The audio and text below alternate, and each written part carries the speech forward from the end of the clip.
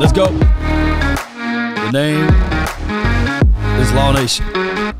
Without hesitations nor deviations to the matter, be sure, and I mean just that, be sure to hit that like button, share this content. Let a friend or a neighbor know where to go when they want to tune in to Cowboys Sports Talk and beyond. The Cowboys, doom and gloom era after a 12-5 season plus more. I know it. I know you guys want to pout about it, cry about it. Someone to kiss, someone you miss when you're away to be loved, to be loved. Life like this, I wish raindrops would fall.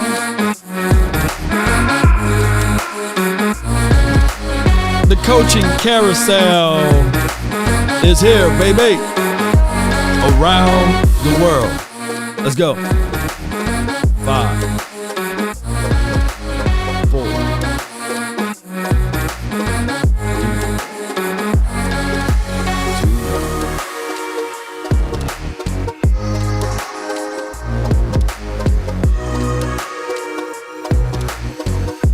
What's up? What's up? What's good, y'all? How y'all feeling, man? This is not Victory Monday, but this is sorrows, sadness, sickness of your mind, huh? Sickness of walking around supporting this team. But I'm going to tell you guys, now is not the time to fold up, man. Now is not the time to hide. Now is not the time to throw away your Cowboys gear. I've seen so many people that hit me up and say, Law, why do you support this team? Law, why you are a Cowboy fan, right? And why you putting lipstick on the pig? Why do you believe Dak Prescott? Why do you believe in Ezekiel Elliott? Why do you believe in Dan Quinn? Why do you believe in Jerry, Wayne Jones, and Mike McCarthy? And all I can say is we still in the fight. We're not eliminated. We're 12-5. And the same sentiments that people will give after a loss will be also the same sentiments people will give after a win. It's like we can't do nothing to solidify the massive, right? We can't do nothing to make anyone proud and happy because what they do is, and it's permeating, right? All through the 4-ladder and the 3-ladder networks, right? Even me fighting for this team, it appears that a lot of people look at it like, man, Law, you know what? You just delusional. Because the person that coined that phrase, the person that brought about that phrase, the person that really put those things into the mindsets of everybody is by one person. This all started with one person and his influences and his likeness and his ways of talking about this team is upon all of the critics, some of the strong diehard fans, and his name is by the name of Stephen A. Smith. That's why I scoffed at the fact that the Cowboys gave him the pub and the publicity and all of that good stuff during the draft time and during the season, bringing him out and these sorts of things. And he scurries and skirts off by saying that, hey, I'm cool with the players. It's the fans. We got the worst fan base. And y'all buy into Stephen A. Smith. Y'all bought into Stephen A. Smith. He's living rent-free in a third of the Cowboys nation's head and minds. And in every game, it seems as if, though, he's watching the game right next to you. And when they throw an interception, yeah, that's exactly as in your mind the whole time, every time something happened. And it went from I seen it, because this all happened. Look at Cold Pizza and when the birth of Cold Pizza started, their first take or what have you, or whatever the name of those shows, or quite frankly, what have you. This all birthed it into that time frame because before Stephen A. Smith, there were nobody recklessly talking about the Cowboys. And that's just the reality of it. Now, we are delusional for rooting for our team. We're delusional for believing in our team. We are a fan base that buys into the doom and gloom, and what can go wrong will go wrong. And just like he did today, say another word. He kind of pulled the pinky references and things like that. And there's no other team that get ridiculed and mocked just like the Dallas Cowboys. And this is heaven on earth for him. Right? Because as long as it is possible, think about this. Hear me out. Hear me out. If they pick up Stephen A. Smith and put him in a time machine, right, and implant him in 1960, do you guys know, do you guys understand that Stephen A. Smith, if he was around during that time frame, and doing the same thing that he's doing now, that brother would have been right for at least 28 years. Because, yes, we were not winning the Super Bowl every year. We had one of the greatest coaches of all time, Tom Landry. He only got us 2 rings. But didn't you guys know that if you put Stephen A. Smith into that cycling, into the mindset, there will have been 28 times, because I think, Tom Landry been here for 30 years, give or take. We're just going to round up 30 years. There would have been 28 times he would have said the Cowboys are an accident waiting to happen. And we would have been miserable, flat out miserable for 28 years. Let me know if I'm wrong. We would have been terrible for 28 years. Listening in to Stephen A. Smith, even if it was the fact that we had 20 consecutive winning seasons, we would have been miserable. We would have been angry. We would have been upset. So, and if you look at the chart line, Stephen A. Smith also had a son, Shay Sharp. You know what I'm saying? Shannon Sharp. And Shannon Sharp had a son, Bart Scott. You know what I'm saying? Everybody taking a piece of what they do. They even had kids, Joy Taylor, and anybody else, Shady McCoy, Dan Orlowski, right? We can go on and on and on. So it's doom and gloom. And now when we look at the coaching carousel, right, we can sit back and say, hey, this is about to be this truth right here. One of these guys about to go. Dan Quinn or Kellen Moore, shout out to you, B. Weed. Thank you for your support. Lord, we are in this together. All of us, diehard, live and breathe Cowboy football. We get ridiculed and mocked for the embarrassing moments, but one day we will have our time in the light. And it will be well worth it. It'll be worth it all, man. I appreciate you, man. It'll be. But think about it. The moments are very slim. Let the AI read it out, too. Let the AI read it out. Come on. So this is the thing. She's going to read it out. She's going to read this one out now. Come on. Come on, lady. You going to get it together now, baby. All right, but neither here nor there. I forgot I had it off or what have you. But that's just how it goes, y'all. That's how it goes. The moments, whereas I think that ever since Stuart Scott left this dimension, football the analysts began to become dumber and dumber. You know what I'm saying? But it is how it goes, man. And I can't knock them for entertainment, because that is what it is. And we're going to have to be at the table with that. Let's go, AI. Come on, lady. Biwi, $20. Law, we are in this together. All of us diehards live and breathe Cowboy football. We get ridiculed and mocked for the embarrassing moments. But one day we will have our time in the light and it'll be all worth it. Yes, indeed. Say it again, lady. Say it again. I don't care if it is broke. Biwi, $20. Law, we are in this together.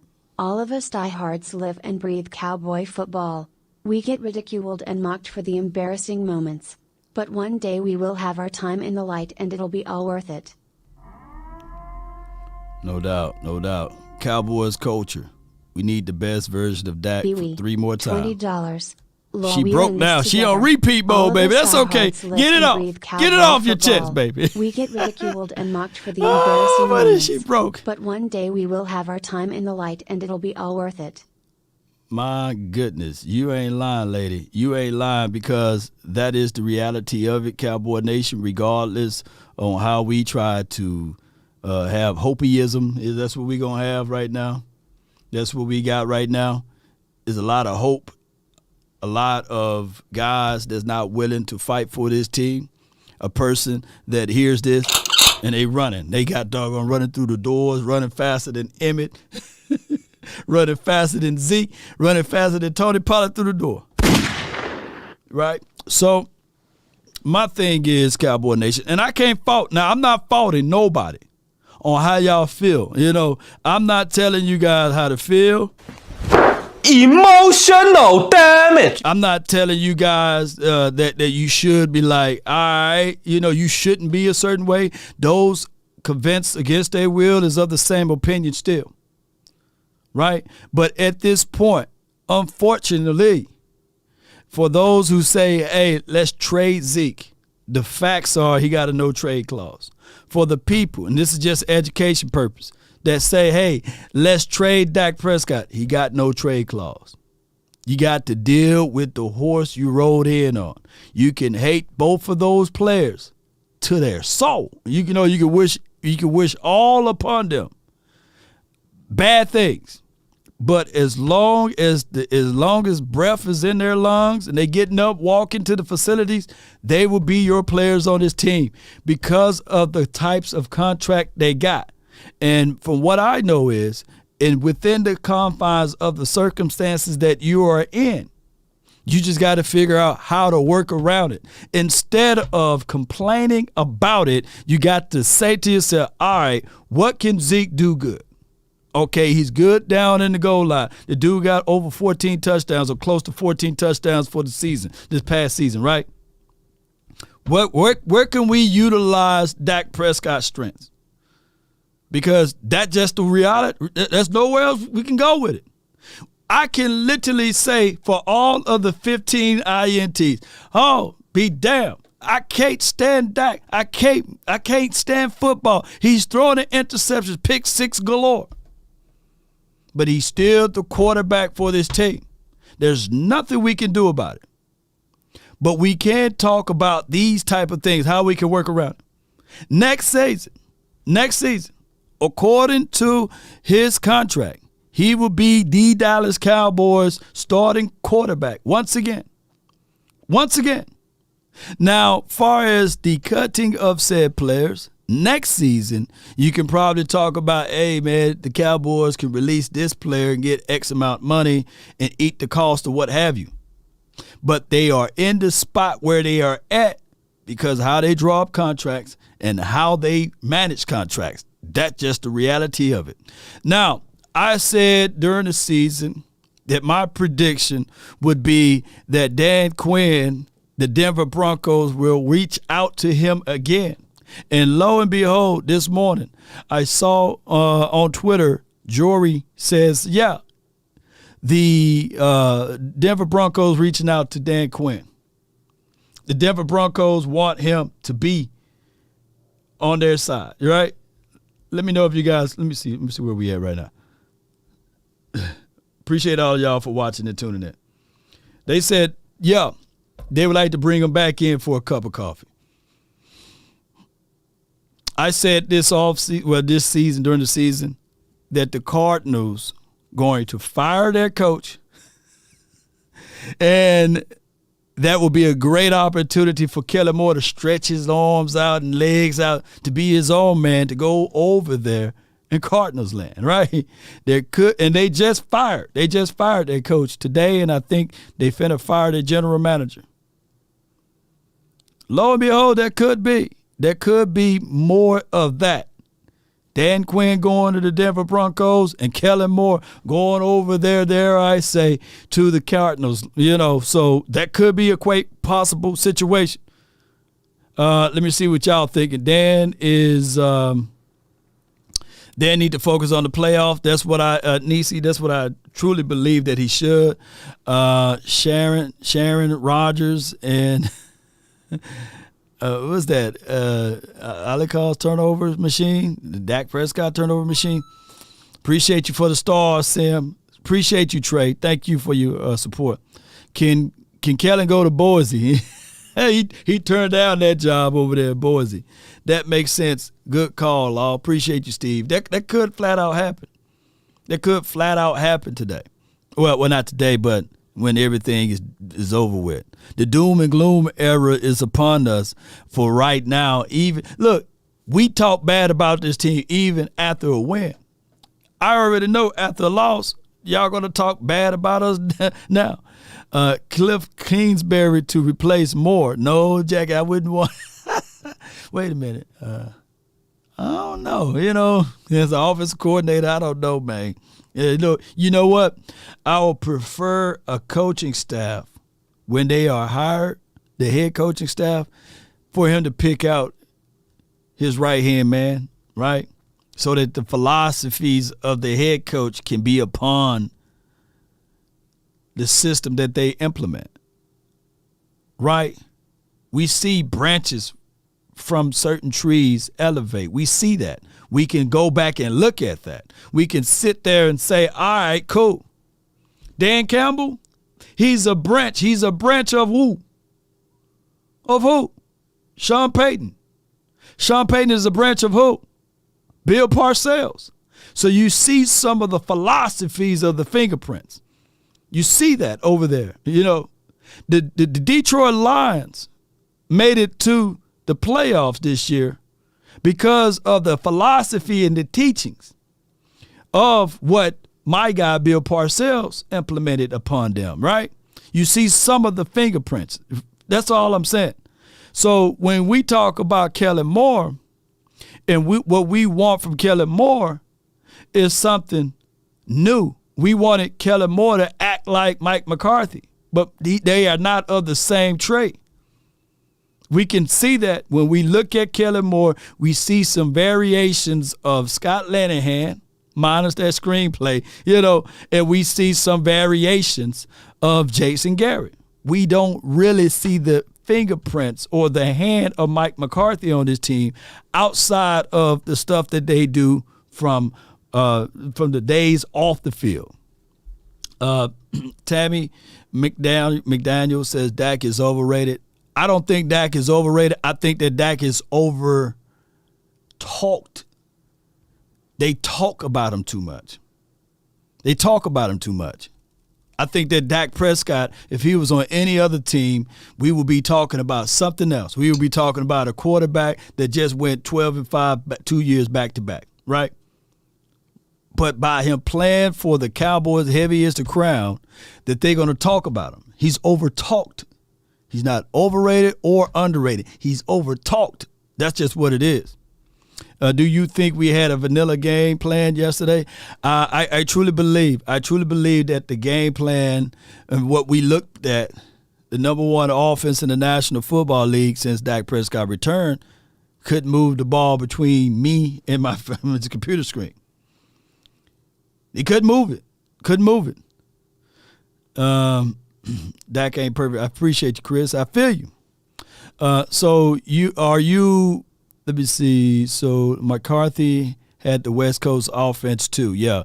And if anybody know any shred of offense in general, we don't see not 1 cent of variations of West Coast offense on this team. We don't see it at all. Thank you, David Outlaw, for the 200 stars. I can read it now. If Kellen put out the playbook, let me see. If Kellen put out that playbook, let me see what you're trying to say here. Okay, I see what you're saying. If he showcased the playbook against Washington, Tampa in his career would need to wait a minute, man. You got to re-put that in there, David. I can't even read it. If Kellen put that playbook he put out on, I can't read it, man. I appreciate you, though, man. Much love to you, Outlaw. Shout out to the Outlaws, man. Shout out to you, man. But me trying to read it, I was like this, but I appreciate you for the 200 stars. Look at me. I'm ready to fight for you, fam. I feel you, man. All right. The Cowboys, the coaching carousel, the coaching abilities to stay afloat. These are the things that we're going to go over right quick, and I really appreciate y'all so much, man, as my sword got stuck in the air right here. Bear with me. Been delivering us radio gold. But now it is a fair question, I believe, to be on the table. Can something happen in the Tampa game to cost Mike McCarthy his job? Does anyone think that's an unfair question? RJ is usually the defender of anyone getting fired. I don't think it's fair yet. He hadn't done anything wrong to make it fair. Well, let him lose the game first. Well, yeah, but you're not listening to the question. I said, could something happen in the Tampa game? Is there something that could happen in the Tampa game, including losing by 3, losing by 6, losing by 23, losing by 36? Are we at a point where that door has opened up? Starting with the Giants, starting with Thanksgiving, here's what this team has done. Hold on, before they ridicule this all together. Shout out to Lil Dallas, man. I know you was in love with Aaron Rodgers, and your star-studded quarterback will be watching us play this weekend. So, in honor of Lil Dallas Cowboy, let's pause and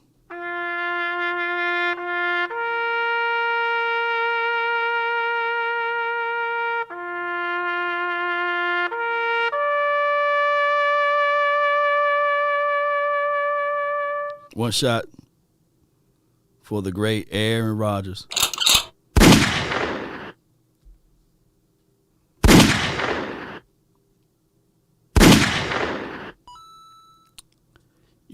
Lil Dallas, you for like 2-3 years now been banging on the table, Aaron Rodgers.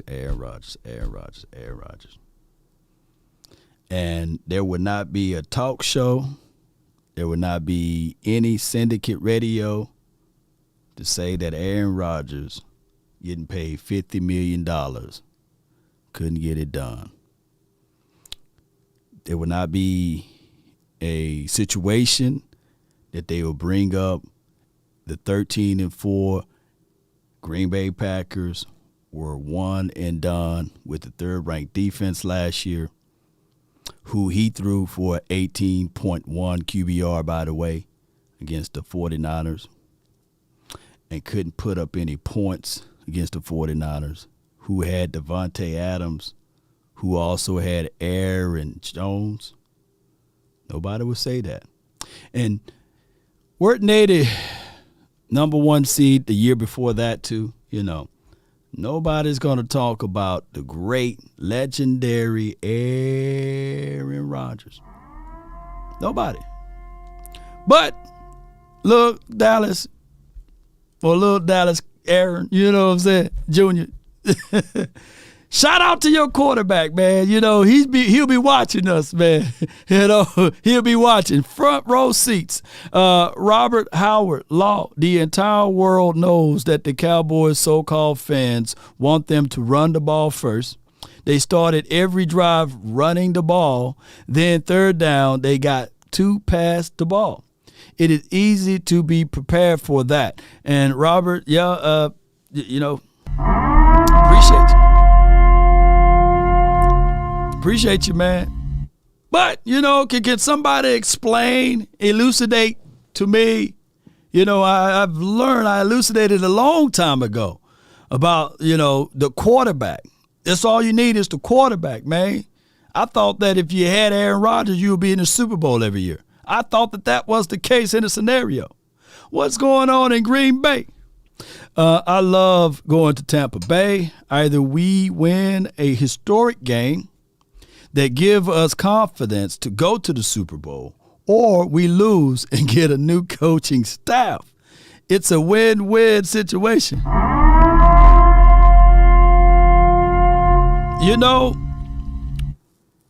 B-Bird, you listen to these boys. Let's see what they say, though, man. Because B-Bird, you on to something, baby. You know. Sloppy win over the Giants, 28-20. They were basically tied with Indy after 3 quarters, and they exploded. They should have lost to the Texans. They won at the very end. Ugly game against Jacksonville. That may have cost them seeding. They lost to the Jaguars, which right now that doesn't look like a terrible loss. Epic win against Philly. Sloppy, uneasy game against Tennessee. And then yesterday's embarrassment.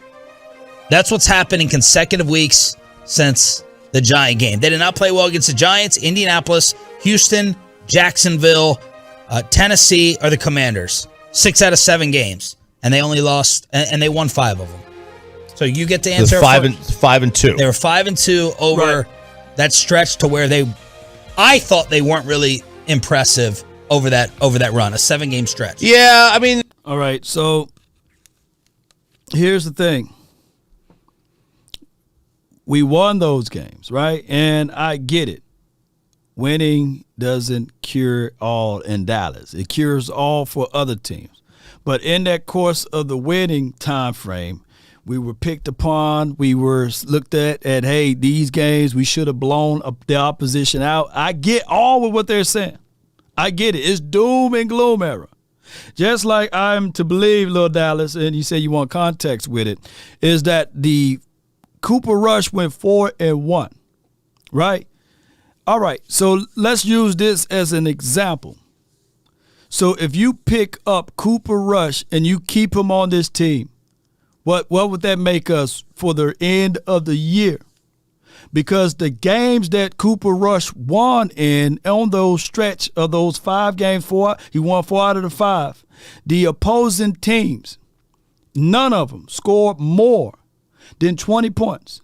None of those teams scored more than 20 points. The only team that scored more than 20 points were the Philadelphia Eagles, and that's how we lost, right?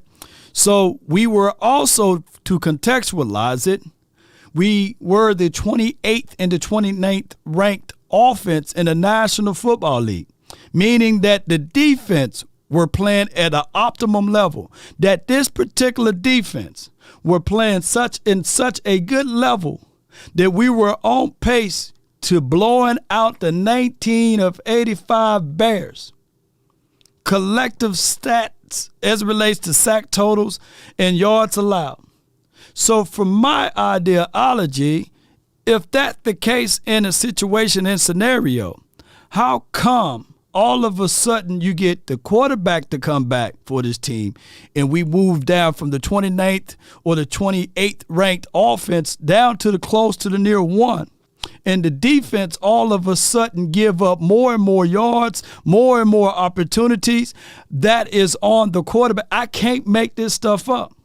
So if that's the case, if you truly believe, and even if you go back and look at, I want you guys to do your homework, real talk. I really want y'all to do your homework. If you look back at Cooper Rush's entire career on every game that he ever won, the opposing teams never scored over 20. I want you guys to look that up since, we want to provide context.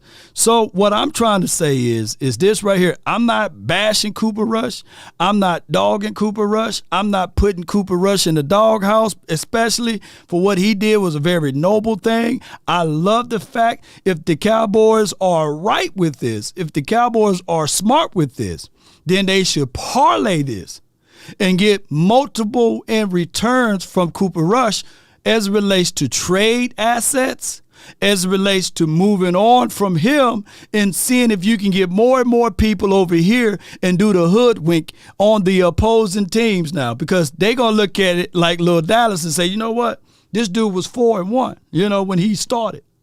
Maybe we would give the Cowboys a second, a third-round draft pick. Maybe a team can be greedy enough to give us a first-round pick for Cooper Rush. Because that is exactly what Mike McCarthy did with Matt Flynn, right? Who remember Matt Flynn?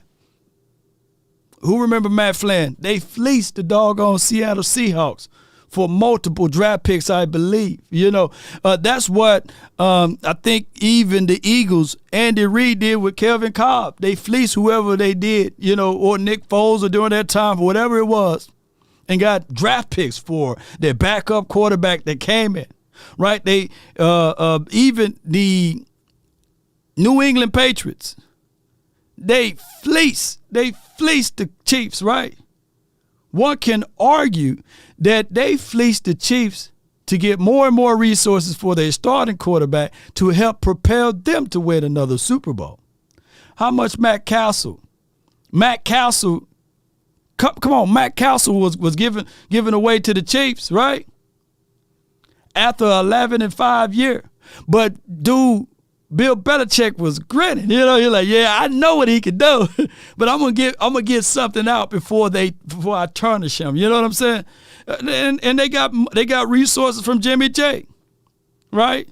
So we got to contextualize all of these things. You can always look good when it's a flash in the pan, right? You can always look good at a short stay, What they say, hit it and quit it, right? You get in, jump in, hit it and quit it, But if you fool around and stay a long time, then they can see the flaws, the imperfections. And I'm not beating up Cooper Rush, because we, ladies and gentlemen, would not be in this moment. We would not be in the playoff if, that's the operative word, if it wasn't for a Cooper Rush. So for the Cooper Rush people out there, man, I really appreciate y'all so much. I love Cooper Rush. I love the fact that, what he did for the team to stand tall. I love even what Noah Brown did in the relations with Cooper Rush for showcasing and standing tall. But as Cowboy fans, we can't continue to look back at that moment and say, hey, if, when you got your starting quarterback out there, rally behind the quarterback. Stop being this team that always put the great divide. Have you ever noticed we the only fan base that does that, right? Zeke, oh man, shoot, Tony Pollard, shoot, man, Tony Pollard better than Zeke. Tony Pollard better than Zeke. Oh, shoot. It just goes on and on. It's a vicious cycle. It's crazy. That's a lot. If you want a style point, that's fine. I don't know that. This whole style point thing. Organizations do that. It really isn't. It's really annoying. We style point the Giants. You got to pay attention to something. We don't style point Kansas City. You're right, and they're the only one, and they deserve a pass. Do they? They've got one. You said they deserve a pass. I know. And let me finish my point real quick. Fight. We at some point in time during a season, you have to judge someone. That's a 7-game stretch. So we pick apart the Giants, we were right. We pick apart the Vikings, we were right, but we can't pick apart the Cowboys. The difference is the Vikings and the Giants aren't any good and don't deserve the record they have. Based on what? What are you basing that off of? Well, for one, their point differentials, which matters. I agree. And the Cowboys' point differential for the year is very good. Yeah. So you're judging it off of their regular season. Right, but the difference is that the Cowboys... So I'm taking almost half of the schedule of the Cowboys, a 7-game run, and I'm style pointing it. Right. I'm taking 7 games to be like, they weren't impressive. They weren't that impressive. They didn't play that well during that whole stretch. They didn't play great. The difference is that the Cowboys are actually a good... Let me put this in context.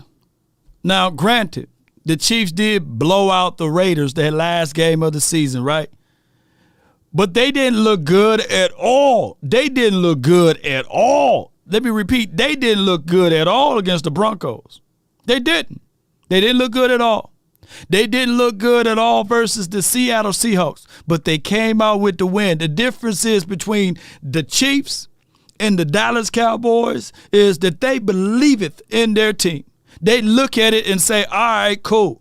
They're not going to beat up. Now, granted, I'm not being silly over here saying that, man, Dak Prescott deserved the grace and mercy that Pat Mahomes is given. But collectively is what I'm saying, is that they look at it and they said to themselves that was a game that they rallied, they pulled through, and they managed to win the game.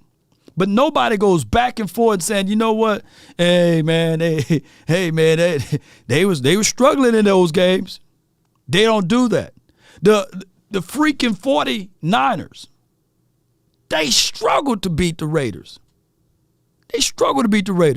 Not a soul mentioned it. Yes, they had their backup quarterback in, Stidham or whatever his name was, right? They struggled. But the Niners crew, they said, you know what? We needed that type of game to snap us back into reality. Hey, we needed to get into the mindsets of, hey, maybe if we lose this game, there will be no more tomorrow. So the next time they load up and play, we're going to make sure that the opposing team feel every word of it. They have people that be willing. Look, my brother, there will be a few Niner fans jump over here and going to put in bang, bang. You know what I'm saying? Niner gang. They're going to say all of that. Whereas we hear one sound and we ready to run. We ready to hide because we are such in fear of the 4-ladder to 3-ladder network. What Joy Taylor going to say? You know? Oh, man, what's Shady going to say? Oh, on national TV calling your quarterback ASS and only a spoonful of people willing to defend him, right? Oh, what this guy's going to say? Bart Scotts of the world. We fight each other after every 12. We won 12 games. I literally, out of all of the 12 wins, there were more probably collective negative connotations from people juxtaposed to positive ones. There's only a few Lady Jessicas, and I'm not saying you got. She's extreme positive. We love you, lady, but there's only a few of them. But what I'm trying to say here is that if you go back to watch any of my games and watch any of my replays after a win, and if you was an alien from another galaxy, you say, man, them Cowboys must have lost that game, And even when we were winning with Cooper Rush, oh, man, it's time to get rid of your quarterback. It's time to get rid of that guy. Maybe we need to get rid of this guy. I can't make this stuff up. I definitely can't. Good, talented football team. And the Vikings and the Giants are not. The Cowboys aren't lucky to have the record they have. They had the same record last year. Right? The same record, 12-5. Mm-hmm. Yeah, they're not lucky. This is not a fluke. Why are the Vikings not just as good as the Cowboys on paper? Because they're like 10-1 in one-score games. Like it's just faulty. But my point is, you're using the Vikings regular season against them justifiably. At some point in time, you have to take the games that they play to judge the team.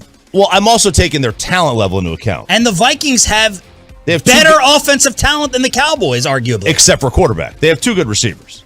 They have two good receivers. They have Dalvin Cook. They have the best receiver in football. They have TJ Hawkinson. They have a better running back than we do.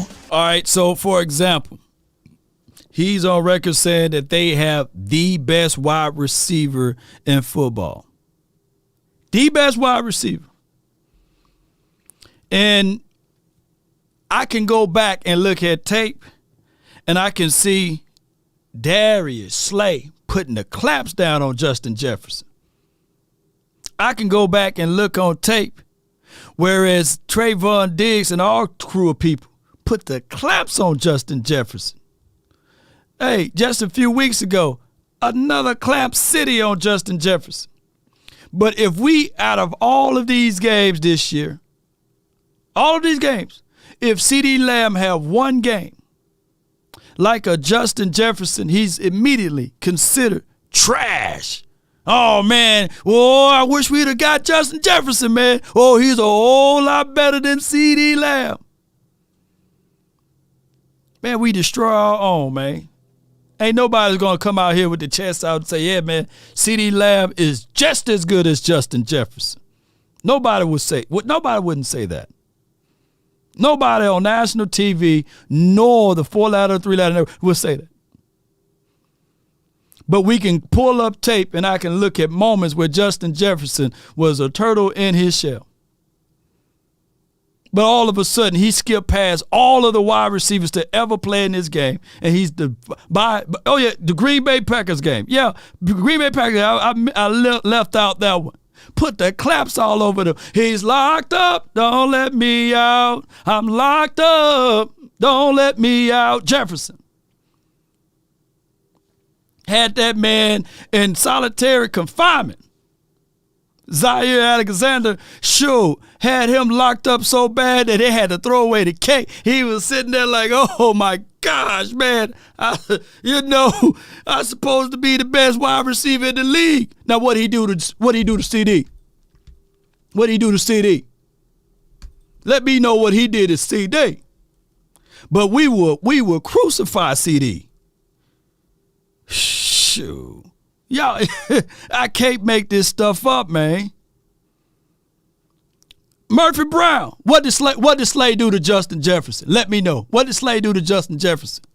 Murphy Brown, what did he do to Justin Jefferson? What did Darius Slay do to Justin Jefferson? What did Zaire Alexander do to Justin Jefferson? What did Trayvon Diggs do to Justin Jefferson in any of the years that he ever played against us? What did he ever do? Let me know. Pull up the tape. Pull up the tape.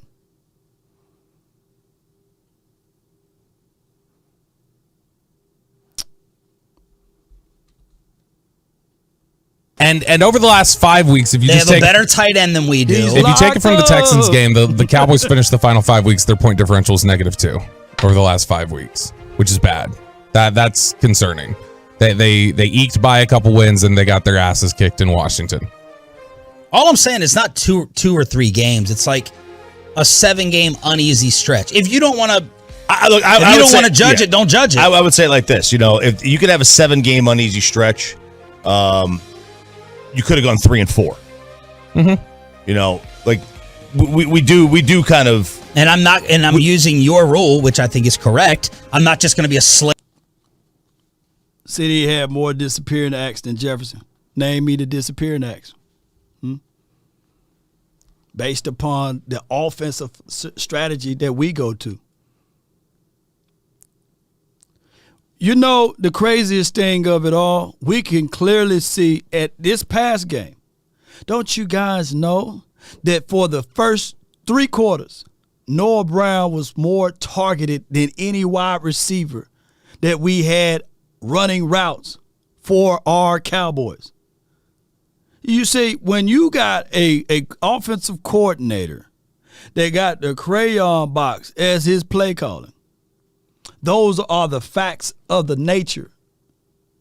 One can argue literally that when you look at the Vikings on what they had out of Adam Thielen, right, who was a one wide receiver that since the time Justin got there, converted to 1B, and Justin became a 1A. It's the luxury of playing also, dare I say, with the number 1 quarterback for his long stay, because I don't think that Kirk Cousins been injured for 2020, 2021 in this year. That, yes, his numbers should be skyrocketing higher than my guy CeeDee Lamb. But I can give you a laundry list of the quarterbacks that played for the Cowboys since CeeDee Lamb been here. I think a third of the quarterbacks not even in the league anymore. I don't even think that my guy Van DiNucci, he's not even in the league anymore.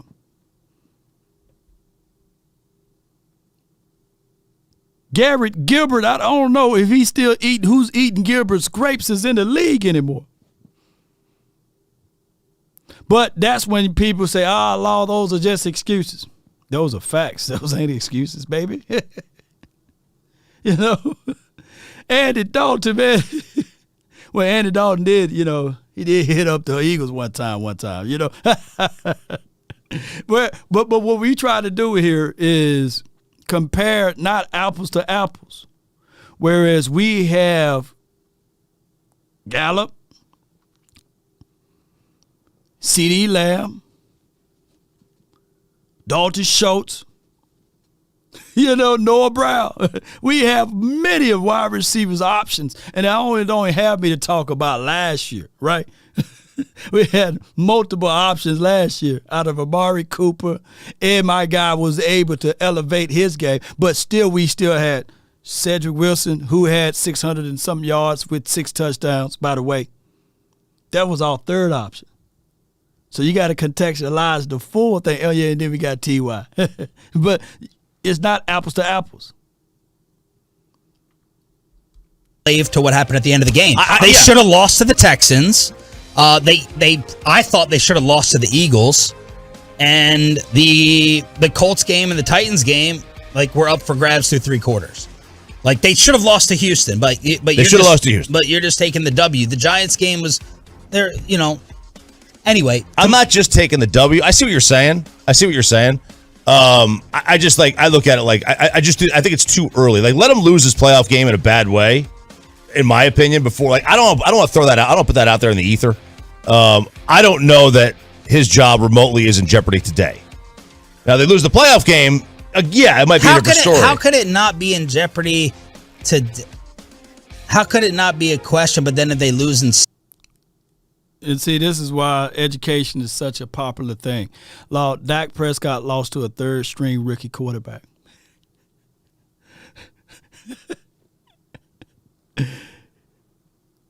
So what part of let me know this right here, Stay Paid One. So is he what DB do he play? What linebacker position do he play? What is he, an edge rusher? Is he an end? On the end. What style and kind of caliber do he play? You know what I'm saying? On the defensive side of the coin. Stay paid. Let me know, man. Let me know what Sam play, what position he play on the defense. I just need to know, man. I want to know. I got to know. I need to know real truth talk, man. I need to know what's your philosophy with this. You know what I mean? I need to know, how did he lose? How did he lose to that? You know what I'm saying? I need to know. 6 or 7 days, he's gone. It's obviously it would have to be in someone's mind. Well, because the teams are generally overreactionary anyway. All right, so you don't want to answer the question.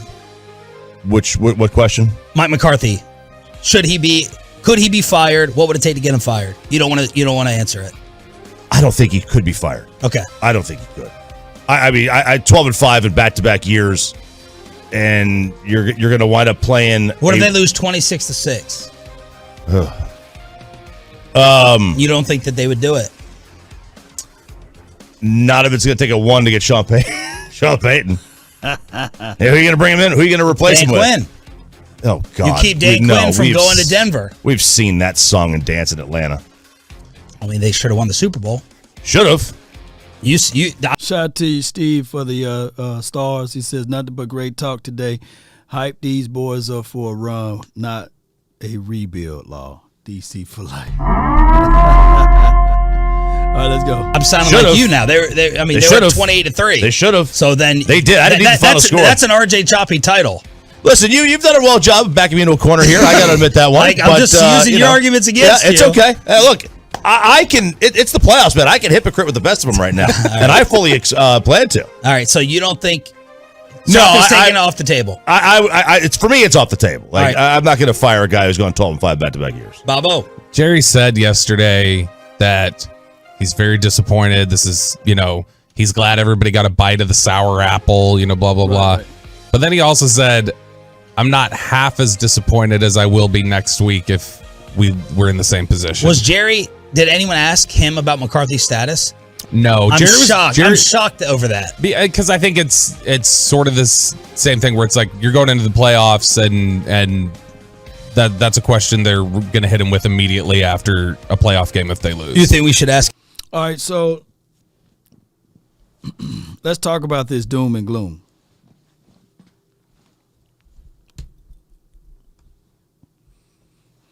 Let's talk about it.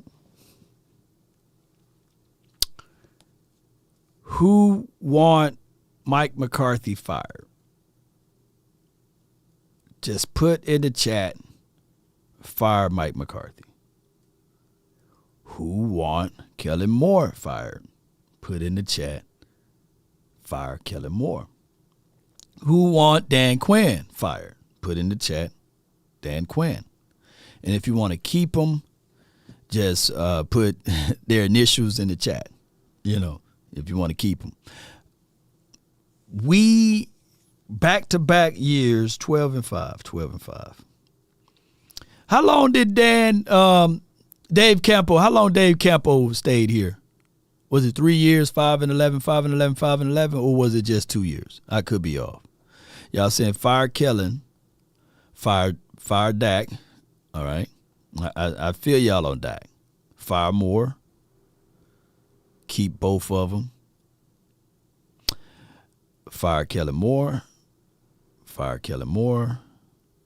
Okay.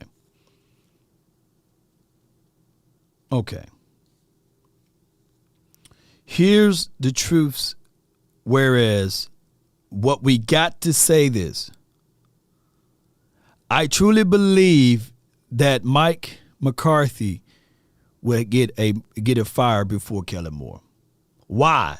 Because I truly believe that even if you look at it, and shout out to you, Jesse, fire a coach after 10+ wins, who are we, the Bears? They fired Lovie Smith. Shout out to you, Jesse. I truly believe that they will fall on the sword with Kellen Moore.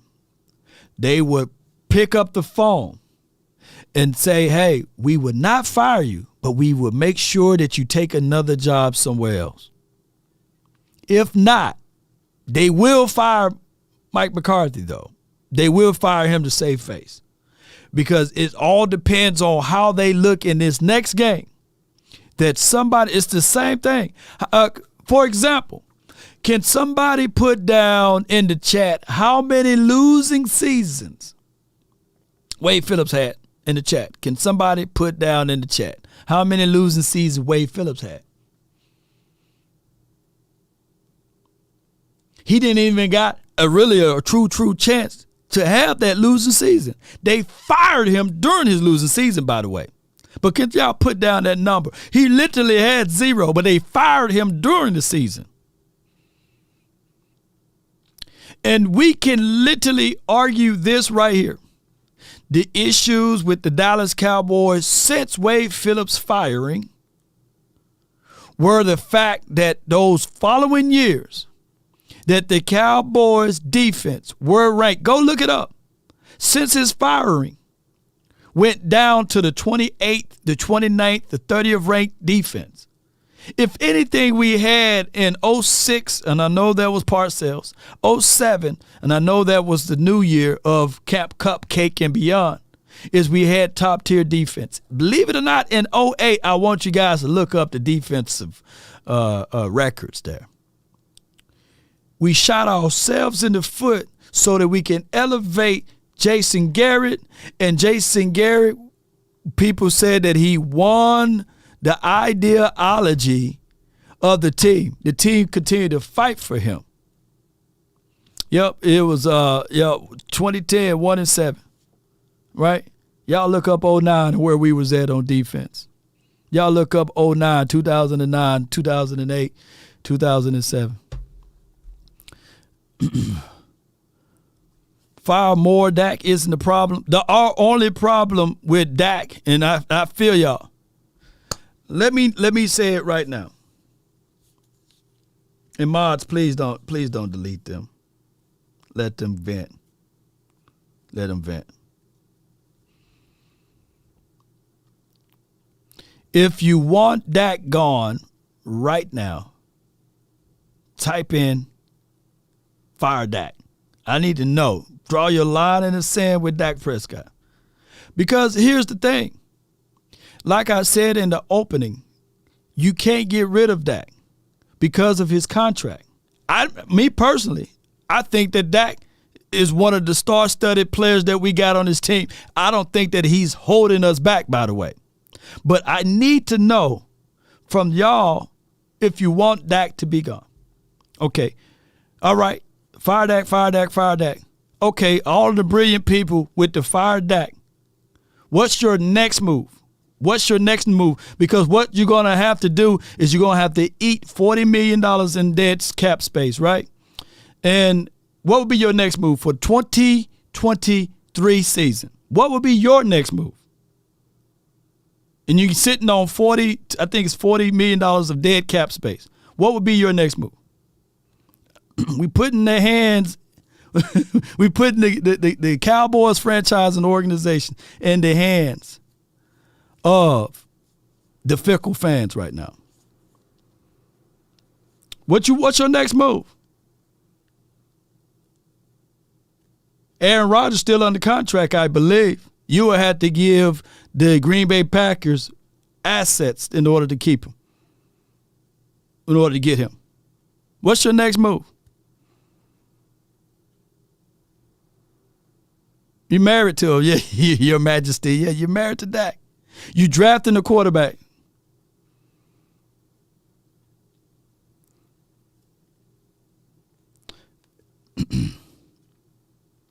Go get Lamar Jackson. Okay, so you're gonna get what? Give up 2 first-round draft picks plus pay the man for Lamar Jackson. So he's gonna want a contract north of what Kyler Murray getting. So you're gonna give him what, and he's gonna want a contract right around what Aaron Rodgers getting. There's no trade clause for Dak Prescott. There's a trade clause for Dak Prescott, so you can't trade him. You only can cut him and eat the money. Somebody's going to get Kyler Murray and do an even swap. You can't trade him, though. Man, y'all willing to rebuild. Look, I haven't met a fan base as clueless as we are. But we're back-to-back years of 12-5, 12-5. Hey, let's get rid of the quarterback. You know what I'm saying? And get nothing back in return. Let's just fire. Let's just cut him. He's the reason. And then I promise you, the very next season, you'll be crying and saying, Lord, you know. Oh, my gosh, man. We will be the highest paid QB sitting on the bench. Yep. The only time the Cowboys had only one window, and this is just my 1,000 truths with this. They had only one window to get rid of Dak and get something in return. And I believe it was at the end of the 2018 season.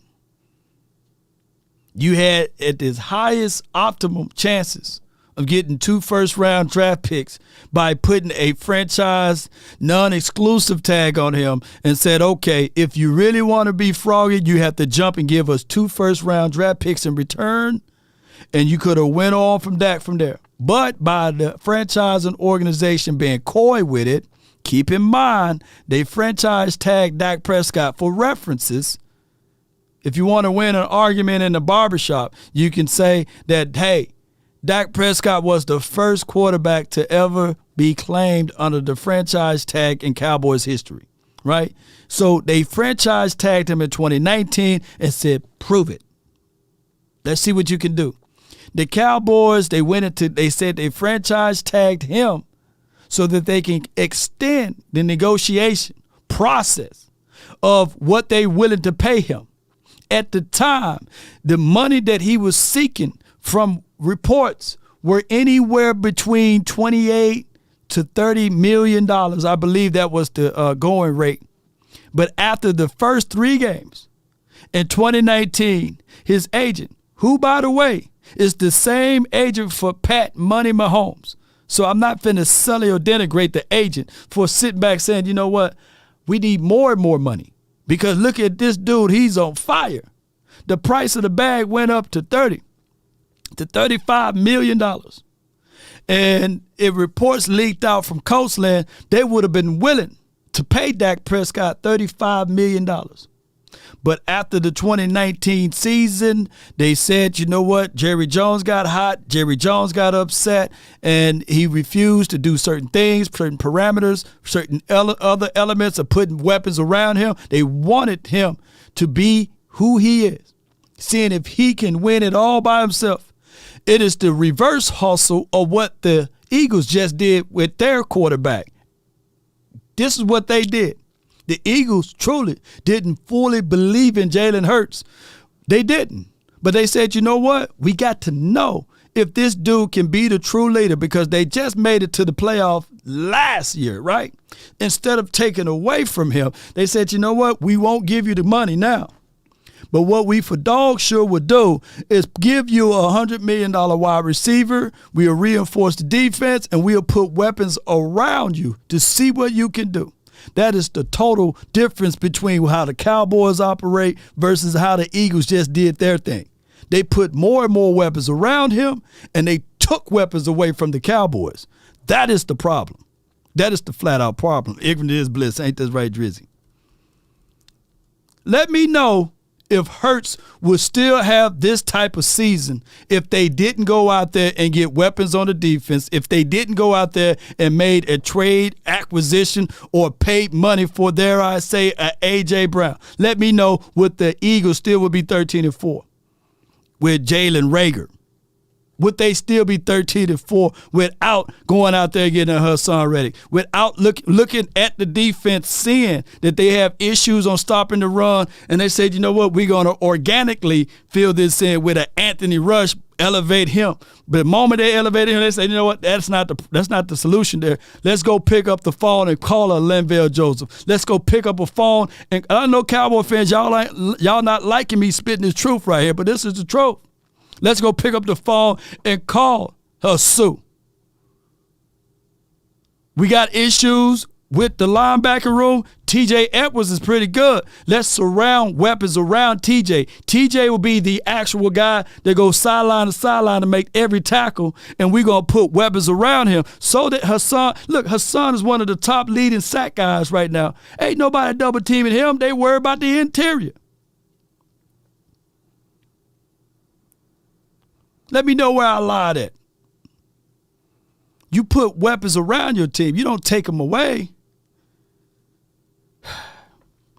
The Chiefs. Let's talk about the Chiefs right quick. How many first-round picks did they get for Tyreek Hill? How many first-round picks? How much money did they go to fool around and get collectively? And shout out to the dude, Pat Mahomes. But they always did some more and more research on their defense too. How many picks? They said, it came like a thief in the night. Were there any smear campaigns for Tyreek Hill? Were there any news leaked out that the dude refuses to go to practice or he's not a team player? Were there any devaluing of, dare I say, wide receiver? Were there any reports leaked out about him being late for meetings? He was late for multiple meetings over there in Chiefs land. He didn't show up to practice multiple times. But if he had a star on the side of his helmet, and if he played for the Dallas Cowboys, there would have been reports from this reporter, from that beat reporter, leaked out from NFL Network, leaked out to ESPN and beyond about this dude not being a team player, by him being late for meetings, by him not being all in, by him giving up on a certain route or what have you, and they would have devalued his trade possibility, and it would have been rumors out of galore about him wanting to get out of Dallas. And teams would have said, we would want to give you a first-round pick. But it appears that star-studded wide receiver is a problem maker and a troublemaker. We can only offer you a third.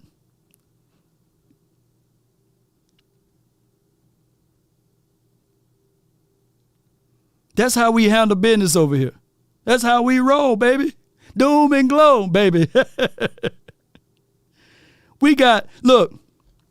They were already planting the seeds for Amari Cooper since he didn't want to get that jab. They already was planting the seeds.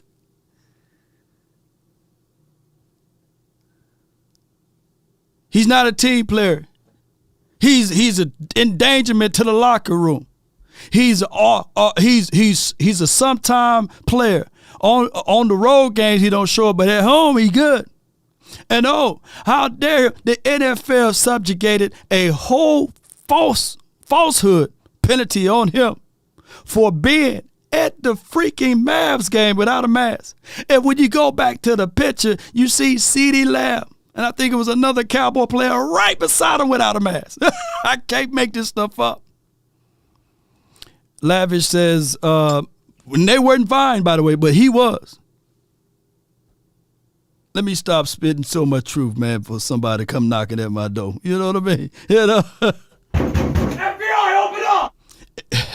Make zero sense to move on from Dak and Mike. Now you can switch things around. Let Kellen Moore walk and have Mike call the plays and go get Peyton or Flores. Brian Flores, by the way. That's what you referred to. Shout out to you, Lavish. But the whole thing with that, and I know a lot of people don't like the truth. Y'all want me to stay PG over here. The whole thing with that, we can go to Tom Landry, pull him up out of the grave. We can go literally snatch the gold jacket off of Jimmy Johnson and say, hey, man, put on this doggone microphone, and we will give you the starter jacket back on, and you be on the sideline. It won't mean a hill of beans if they can't fully operate as a coach. That problem exists way up above somewhere, man. Way up above somewhere. The fish rots from their head down. I'm not blaming Jerry Jones, but, blame Jerry Jones for calling it America's team. Philly, that came before Jerry Jones bought the team, though, by the way. That came before Jerry Jones bought the team. You got to allow these coaches to coach. You got to get out of the way. Name me another franchise and organization that got their owner speaking 2 times on the radio station and the owner's son speaking 2 times. And I ain't selling. Look, 105, appreciate y'all, man. We love y'all for the content. But I ain't trying to say y'all, y'all talk too much. But that's valuable, more and more information for other teams to pick apart, to read through the lines and find the small things of what you're trying to plan and do. Law, do you have any truth to that? Look, Jimmy Johnson was so wise, he saw something that the Bills were doing in practice from a clip. And he said, oh, I'm gonna take a piece of that. I'm gonna learn from that. And it was valuable in the Super Bowl. He knew how to counter his adjustments. It was valuable in the Super Bowl. These coaches don't sleep. They comb through tape, line for line, and they look for any chink in the armor. Law for OC. Tyler, if they call me for OC, my first number one duty will be picking up the phone to find someone that know more than me. That would be my job. Ventriloquist law. Oh, what play did he call up next? And I'll take my butt all the way up to the booth where I can sit down, focus in, rewind, have everything in real-time moments. I wouldn't be on the sideline, no.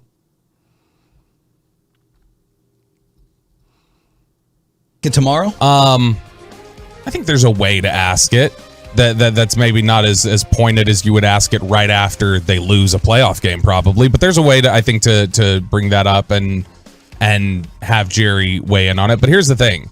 Yeah, if they lose 26-6, if they play like they did yesterday, I think a lot of things are on the table for them.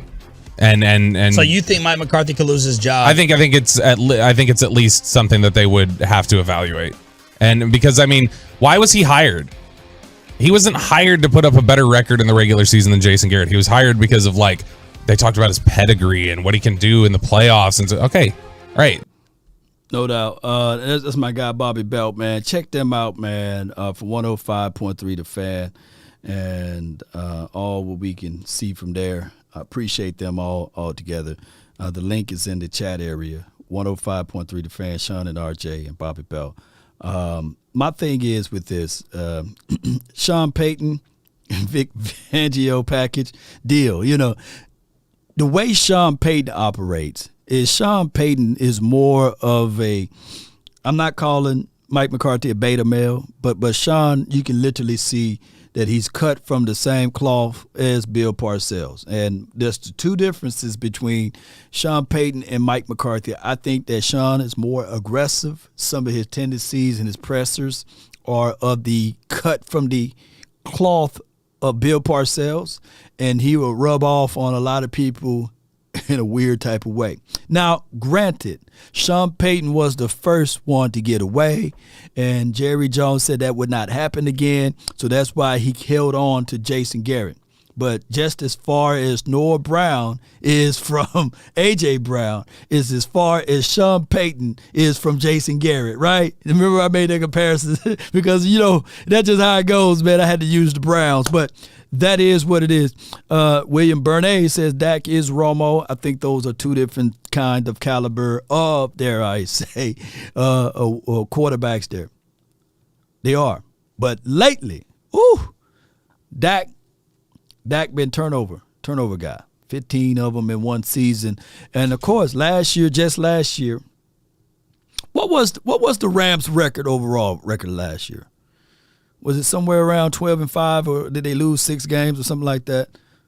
What was the Rams record? They had the number 1 defense in the league. Were they 13-4 too? I don't think they were. What was the Rams records last season? Can somebody help me out? I know y'all got some historical data people in here. They were 12-5 too, right? Appreciate you, Pat. 12-5, but they had the number 1 defense. The number 1 defense in the National Football League. They had Matt Stafford throw for 17 interceptions or somewhere along that number there, and he had pick sixes. I think even Anthony Barr picked him off and ran it in for a touchdown. So my thing is, when we look at the picks, I don't mind interceptions, but I do mind them where they come at. I don't mind a forced ball, but I do mind when you try to force it too. I wouldn't even shake it that mad or that bad of a decision if you're forcing the ball between 2 defenders in this CD Lamb. I'd be like, okay, all right, it bounced off his hands, picked off. Okay, I'll live with that one. But, man, if you forcing it to a guy that was a 4th and 5th option just last year, you give what you got. Give what you pay for. Peg says, Law, please defend the 37 completion percentage, 14.8 QBR, pick 6, which should have been multiple 3.5. Please break it down. I can tell you that was just a horrible game. There's no way you can defend that. If I'm coaching of this team, I'm walking into the quarterback room and I'm giving them a mouthful of what I said that they did out there on the field. But the problem is, and this is the only way I can defend this one, there's no way that Kellen Moore, as the offensive coordinator, is going into that room and closing the door and putting in the grind action of chopping up Dak Prescott and his decisions. There's no way. I bet you my bottom dollar. And if it is such a tape, come on. I will be willing to pay $1,000 for it if I can see Kellen Moore. Matter of fact, I'll up it. I'll pay $2,000 right now if somebody can find me a right hand to the man. $2,000. Come on, Cowboy Nation. Find me the tape where Kellen Moore is chewing out Dak Prescott in one of those closed meetings. Right? Somebody put one of those secretive FBI, CIA cameras in one of those rooms and let me hear. I will pay out of my pockets, right hand to the man, if I can hear Kellen Moore slamming the clipboard down saying, Dak, how on that? You throw that ball that way. What's going on in your mind? You know what I'm saying? I would love that moment. Matter of fact, to be fair to all of this, I wish we had a coach that can go into there and talk. I think Dak, and I love Dak. I'm telling y'all right now, I love the brother. But I would love for somebody to speak that way to him in those meeting rooms. It could be happening. But as black as I am, I promise you, it ain't happening. It's not going on. Shoot.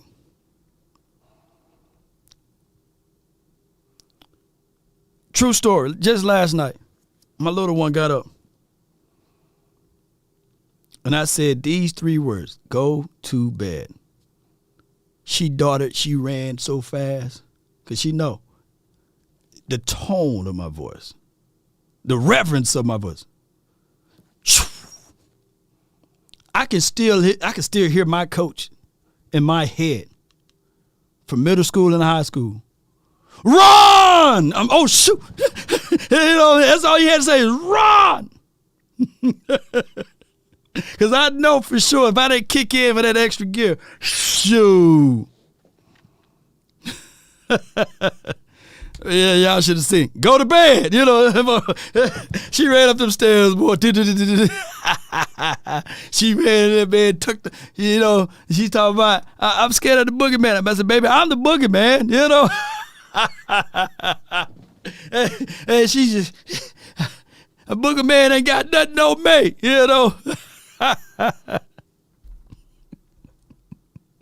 We ain't getting that here, baby. It's like, hey, we'll get him now. Gosh darn it, we'll get him next time.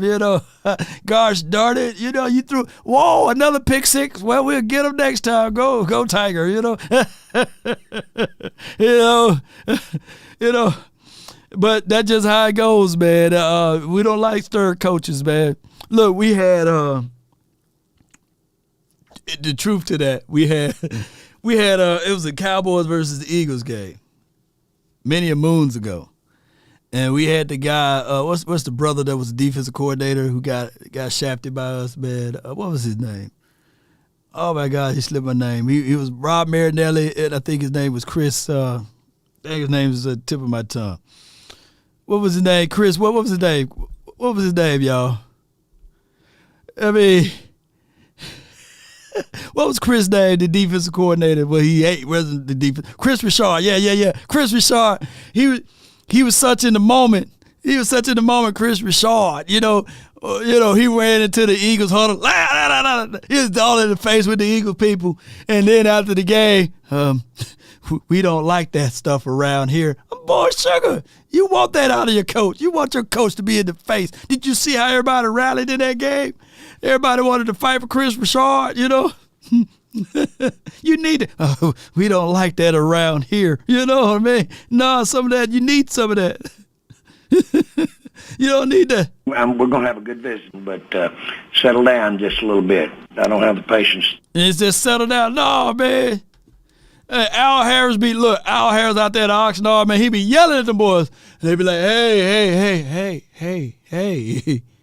Oh, okay, all right. No, Al Harris, get into them people, man. Come on, man. We need that passion. Al Harris got a lot of passion, though, by the way. And one of the best moments I saw out there at out there at Oxnard. Shoot the defense. Well, look, y'all got to go out there to Oxnard. I might be talking too much because then they're going to be like, hey, man, hey, Law, hey, we don't want this out there. But Al Harris was like, my defense going to shut you down, Doug. He was yelling out at Doug Nussmeier. And I said, yeah, this is the type of stuff I want. Turn the music up, And he was out there. I said, yeah, this is the type of stuff I want. But the offense was like, hey, man, hey, y'all settle down a little bit. We don't need to get all competitive. Boy, sugar. Al Harris looked like he was ready to put on a helmet. He was calling them boys out. Your wide receivers can't get off the line. Watch what we do. I was like, yes.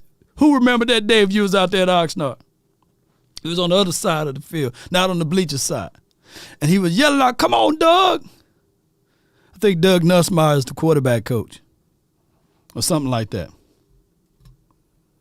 I'd say about the Cowboys, if anything. My guess is very little. We're going to listen to Brad Shine. We'll know in a week, but my guess is very little. That was obviously a disaster. It was just a colossal failure on just about every front. But by the way, Bobby, what time did you get to sleep? 1:30. Oh, you beat me by at least an hour. Okay. But here's what my gut feeling, Sean, is they wanted to win. They're convinced they tried to win. I don't think that's what they were mostly about, whether it was intentional or unintentional. Here's part of my evidence. How many times in a normal NFL game do you recall seeing the exact same pass play called twice in a row? Yeah, it's true. Well, it wasn't. One was a crook. Oh, man, let me give my guy, man, a round. Big, and this Big Simple 422, man. Look, man, I really appreciate you, bro. We haven't seen you since the year of 2020, man, since the pandemic. Don't give me Facebook. We haven't seen you, man. Let's put a round of applause to my guy, man. Big Simple, baby. I appreciate you, Big Simple, man. I really appreciate you so much, man. I'll worry about you for a second, man. Big, man, I appreciate y'all. Please, mods, man, for this day, man, please allow Big, man, to talk his noise. Don't kick him out.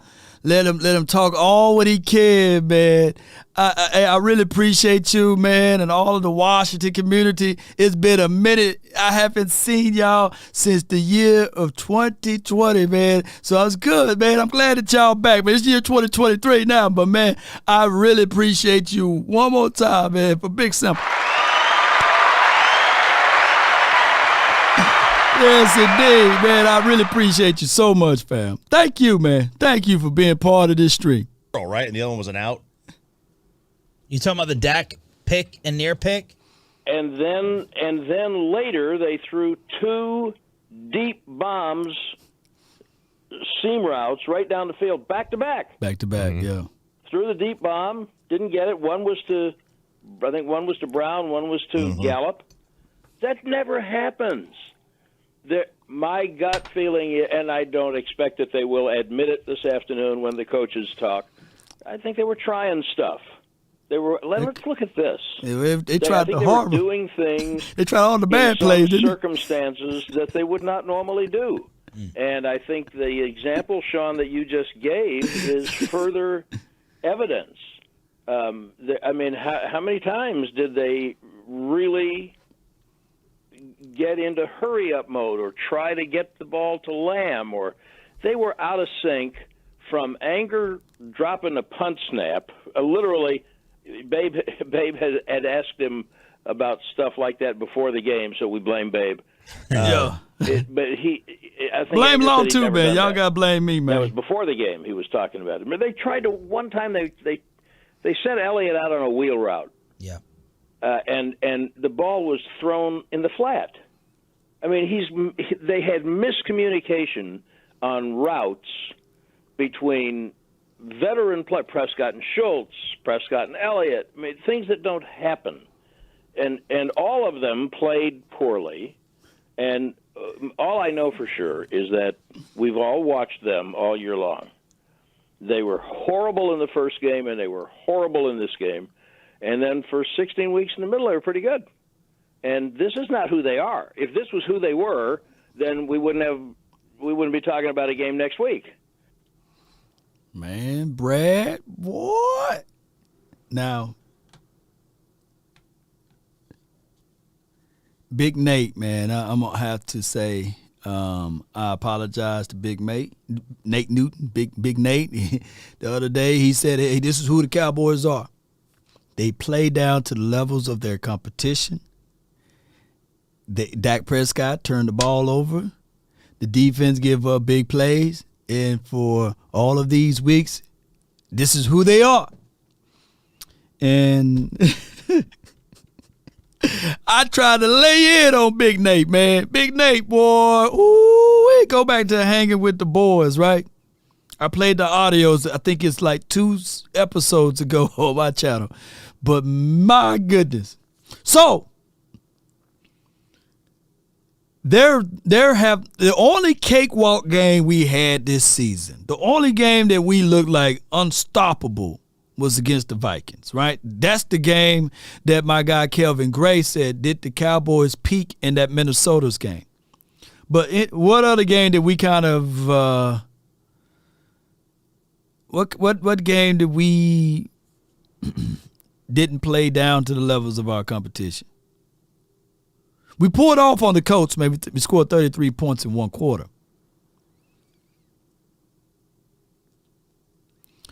Oh, DC for life. Oh, appreciate you, man. If you got that clip, send it to me, man, where you heard Michael Irvin saying the same thing. Send it to me. Phillies game. That was a tight one, man, to 3rd and 30 came. So what other game? Bengals-Rams game. Okay. That was convincing win. Both of those games were convincing win. And that was with Cooper Rush for the Cooper Rush, the convincing win game, right? I'm trying to think of all this year, the Texans to the wire. So that means I ain't gonna put Miss Piggy away. Cause we gonna put lipstick all over this. She gonna look pretty, baby. Look at them pearls on that thing. She got a little Bell palsy in the eyes there, a little bit. One eye is lopsided because of the swine. I'm trying to think of a game that even when we play the Tampa Bay Buccaneers, it may be a hard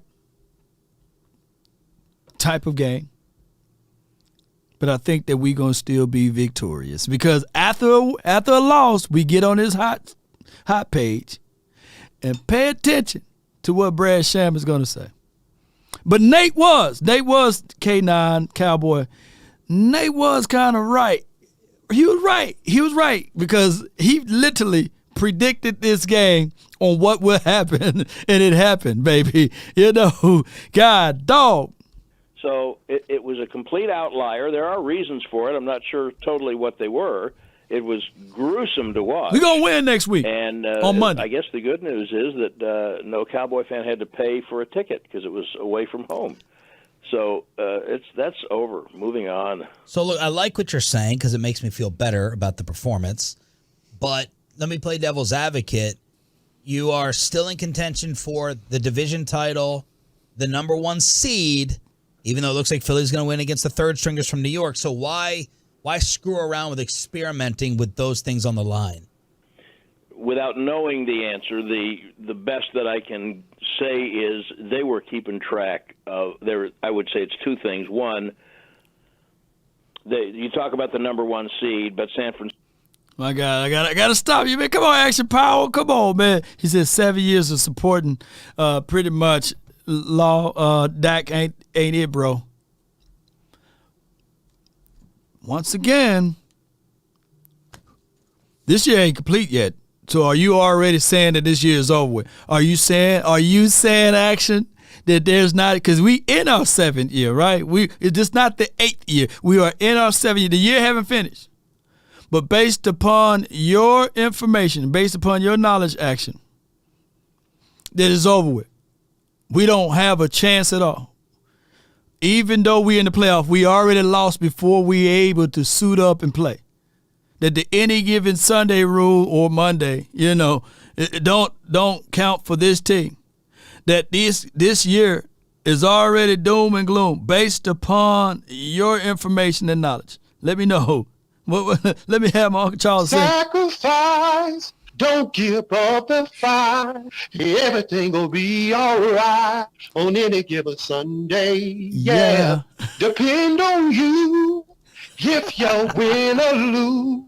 You got to pay some dues to live on Monday. Yeah. So the object is to be a ride or die. You know what I'm saying? So Action, what you said is based upon the information that's given to us that we're gonna go. We're already dead. We already gone. We already not gonna be able to survive. We already lost. I might as well play this button, by us already losing, what draft order we will have. What number will we have? I might as well start doing draft talk right now, baby. What should we do? Because I promise you, in this house, as big as Shaq is, you know what I'm saying? 7 foot, whatever, he coming through that door. I promise you, I may not have a chance. I may not have a chance hand to hand. I'm telling you, I'm going to fall still fighting. I'm going to give him all I got. I might just hit him one time in the jugular. He might fall to his knees. I may have a good chance. Who knows? But by the record, hey, and by the size and by his massiveness, you know what I'm saying? I shouldn't have a chance. I should just fold up and allow him to pillage through my home and to get in there and to take my good stuff that I got up in here, my lady and everything else. I should just lay down and say, hey, like I'm on an episode of Oz. Just take it. You know what I'm saying? Don't even fight for it. Just go ahead and just bend over and let him get it. You know what I mean? No. Not law. I'm going to go down fighting. You know what I mean?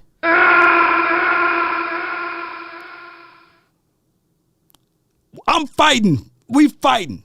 I'm not folding up like a wallet or a lawn chair. I don't care if we made it to this moment. Can you imagine if the Ravens made it to this moment and said, you know, they got Trent different. There's no way that they going to win. I can only imagine if Brad Johnson, as the quarterback for the Tampa Bay, during that time frame, they look at the quarterback and say, hey, man, it's not a chance, man.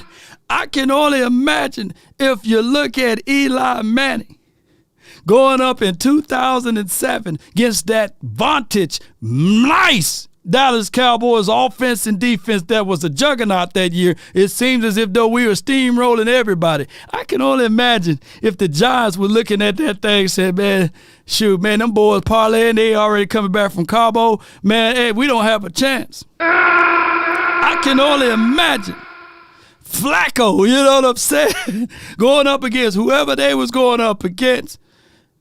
They didn't have a chance.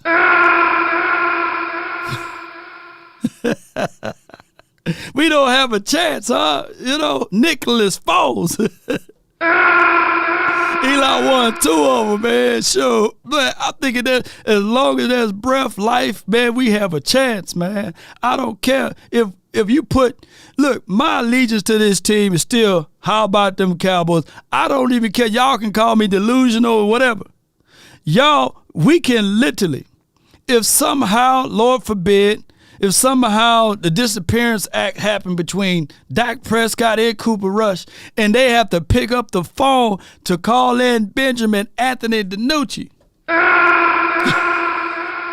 you know, a missing person report or what have you on Dak Prescott and the other quarterback, and now they're going to have to insert Benjamin DiNucci. I'm still going to say, hey, man, there's a fighting chance that my Cowboys, maybe the element of surprise, is going to figure out a way to win this game versus Tampa Bay Buccaneers. That's how y'all want a delusional person? Well, law is delusional because I refuse to say that Tampa Bay is winning this game before we even play this game. I refuse. You know, I just refuse. Francisco had to lose to Arizona. Yeah, that wasn't going to happen, and they knew it wasn't going to happen. But they were keeping track of both of those games. And then if you tie to that, my guess is that they thought that they were going to be able to go play, as you said in a tweet last night, completely vanilla. Let's just go play.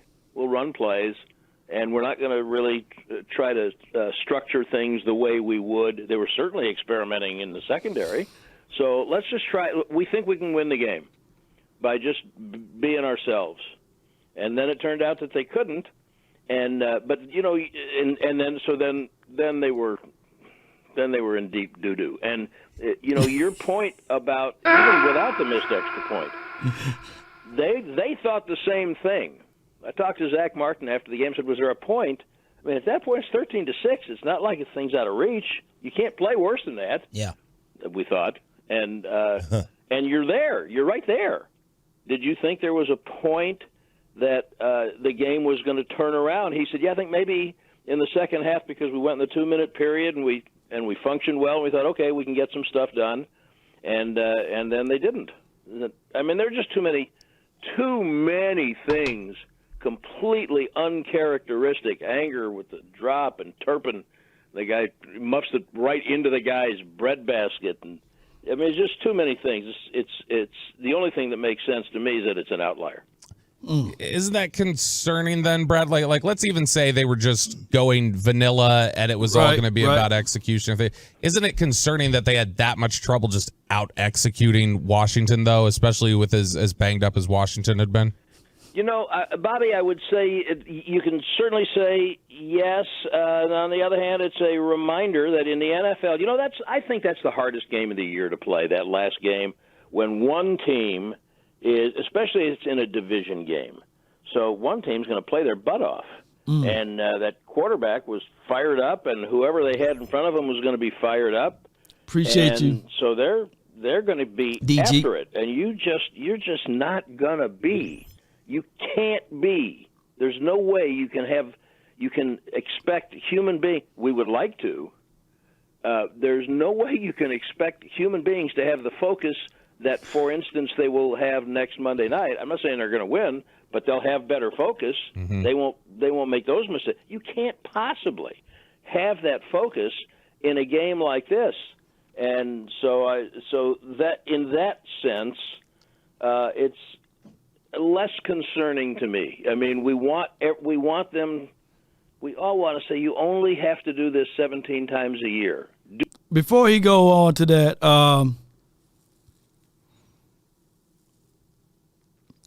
what was the circumstances? I know I know it a little bit, but I know you guys know it, and I know that this was a whole different coaching staff many moons ago. What was the circumstances that Jimmy Johnson put in that you could put that in 3-inch headlines that we gonna win this game? What was the circumstances of that? Let me know in the chat. I want to know. And what were we looking like that year for him to have the audacity, to say that? And what did that do for the team? What did that provide for the team? To guarantee that, hey, we going to win. You can put that in 3-inch headlines. I don't want that in the back of the page. I want that in the front of the page. I want everybody to know. And we going to win this game. I need to know. Confidence to beat the Niners. Coach AJ, appreciate you. What were we considered before that confidence arrived? What were we placed upon? I need for us, because this is the truth right here, y'all. They gonna talk bad about us when we win. They're going to talk bad about us when we lose. We don't have the fan base to be on our side. We don't have the people from the 3-letter or the 4-letter. We are, like my guy, Voch Lombardi said, shout out to him. From A to Z Sports Dallas, my guy Skywalker, my guy on the volume, Voch Lombardi, all of those boys, and shout out to Boss Cowboys Sports. Shout out to Big Game James and all of my crew, the OC. Appreciate everybody. But Voch said a very, very true statement that we need to be the villains. And I rebutted, not to him during that, but it hit me like weeks later, that it's impossible for us to be the villain. Man, we wear white jerseys, man. We are perceived to be them nice guys. We are perceived to have, hey, that look, when we knock you down, we'll help you up. We can't be villainized when you have the multiple episodes on First Take, Second Take, Third Take, talking about the Dallas Cowboys and our fan bases and things like that. And our Jerry Jones, he's not as vicious. He talk a lot. So we can't be villainized. We can't be the vicious villain, right? We are the lovable, darling Cowboys. We are the ones that people spit upon and we wipe it off and say, how about them Cowboys? They talk bad about us, whether it's the beat reporters, and we shake it off and we get back on it. That's who we are. We can't be that team. Like, I've literally seen the Quay Walker, one of the players for the Detroit Lions, was injured, laid out there on the field, and one of the trainers got out there. He kind of shoved Quay Walker out the way. I think that was his name, Quay Walker. And he pushed him back. Don't y'all know if that happened with a Cowboy player, whereas we pushed the trainer guy, there would have been shame, ridicule. We would have been the villain in that light. But this is going to be on the third or fourth conversational pool.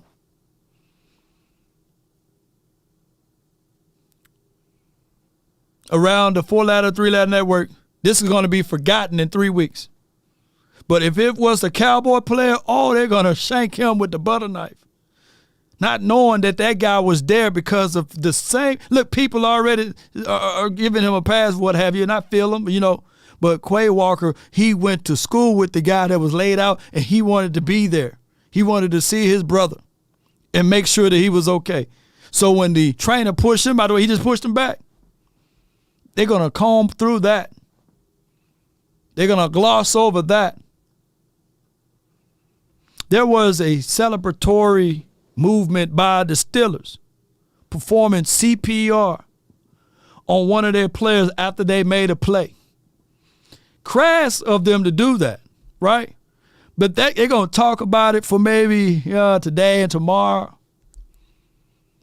But a week from now, people is going to go over their head. I can only imagine if D-Law, Sam Williams, Parsons were to sack Sam, if they can get to him, the quarterback, and they perform CPR on one of their players, they would have crashed and burned the entire NFL. Shame upon Jerry Jones, you owe us $1 million fine.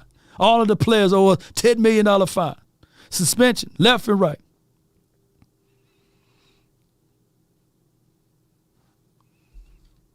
Do your best all the time. Right. And they believe they're doing their best. There's not a football player anywhere who knows that a bad game is coming.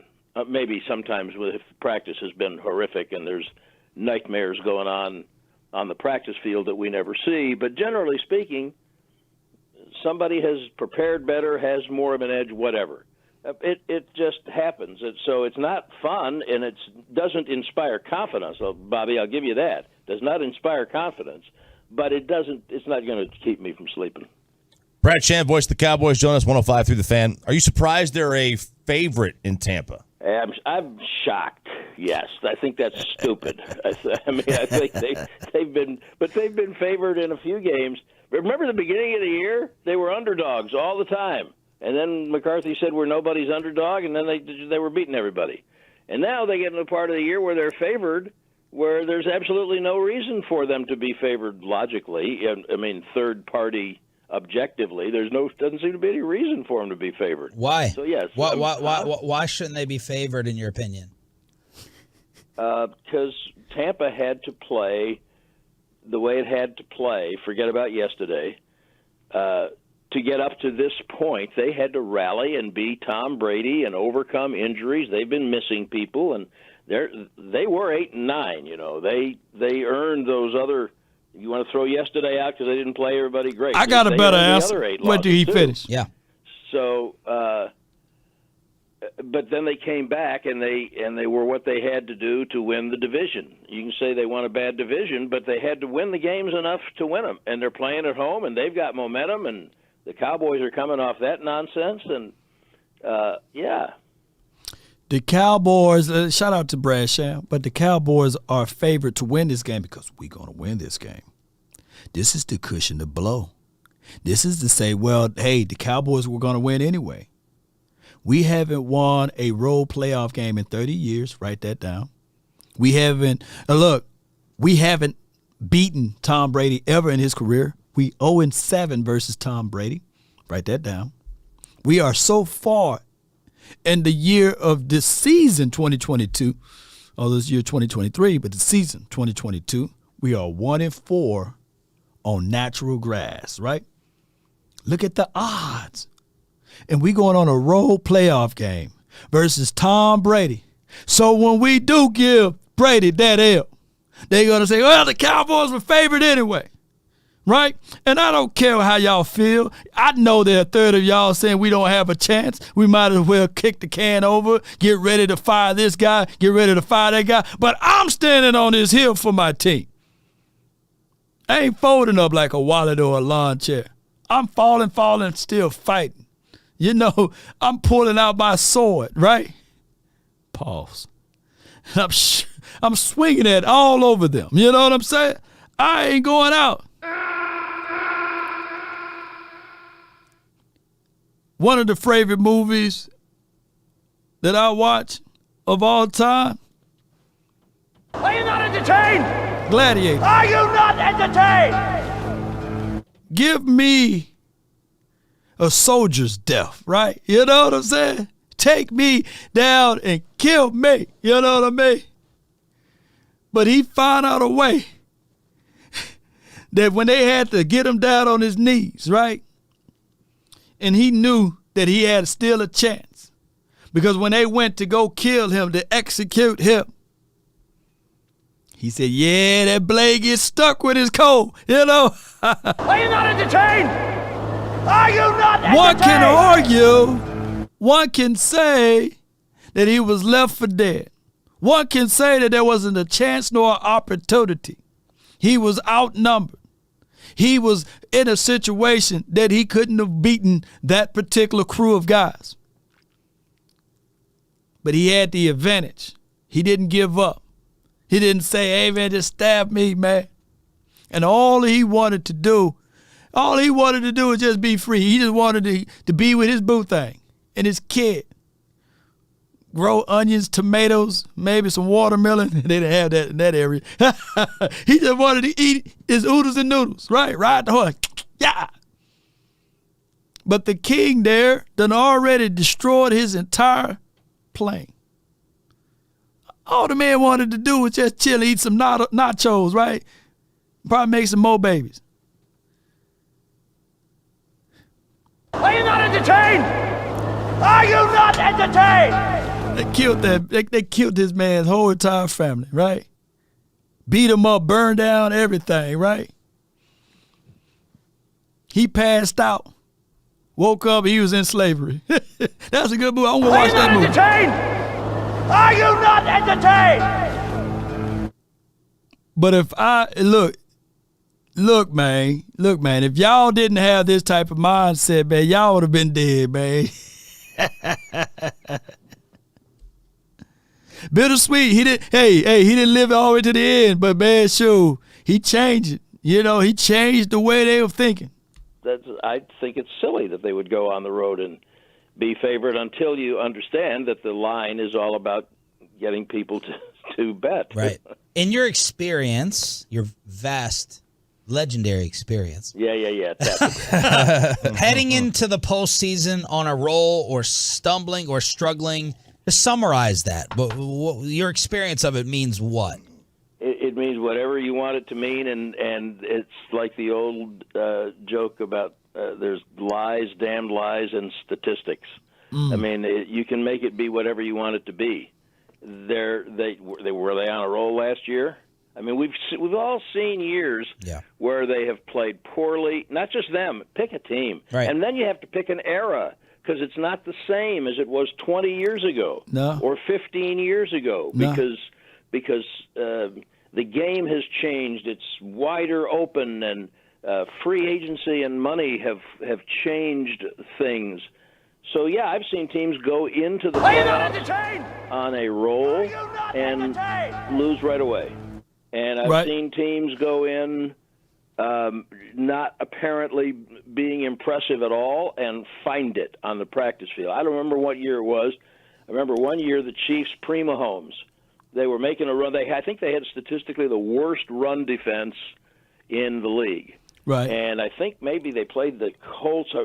Something makes me want to say with Edgerrin James, Manning and Edgerrin James, and all of a sudden they started playing great run defense. I mean, things like that happen in the playoffs. So we want everything to make sense. We want there to be momentum, positive and negative. We want everything to fit in the little box that makes us feel comfortable with summing it all up. Yep. The fact that that's never the case is what makes watching sports fun. Do you think something could happen, something could play out Monday night against the Buccaneers that could put McCarthy's status in trouble? Hey, before y'all go with that, man, Ghostface, man, bad Brad. Come on, man. Ghostface. I'm old enough to remember Denver Broncos beat the Steelers in the playoff. Who remember Tim Tebow? Tim Tebow got him a playoff win, y'all. He won the same amount of playoff Dak right now. Who remember that game? Who remember that game? Tim Tebow. Tim Tebow won. You know, it make my voice go out. Tim Tebow. Who remember that? Who remember that, man? Did Tim Tebow, did he win a playoff game? Show of hands, man. Give me a thumbs up if y'all remember Tim Tebow winning the playoff game. Oh, my gosh, man. Who remember the greatest run I ever seen in my life, man? Oh, my gosh, man. It was Beast Mode. The original Beast Mode is Marion the Barbarian, by the way. But who remember the Seattle Seahawks made it to the playoff? 7-9 was their record. And I believe they had to play against the Saints. Who that? They had to play against the Saints. And they won the game, man. Who remember that play, man? Who remember that play? Seattle beating the Saints, man. It can happen, man. It can flat out happen. I think that one of the Super Bowls that Big Ben Roethlisberger won were when they made it to the playoff 8-8 or something like that. Who remember that? My goodness. I think that Mike McCarthy won his first Super Bowl with the Green Bay Packers. I think that they snuck into the playoff or something. Was that the year that they was talking about relax? You know, was that the year? It was one of those years. Look, Cowboy, you still in here, man? Look, Dallas Cowboy, you remember that? I know, you know.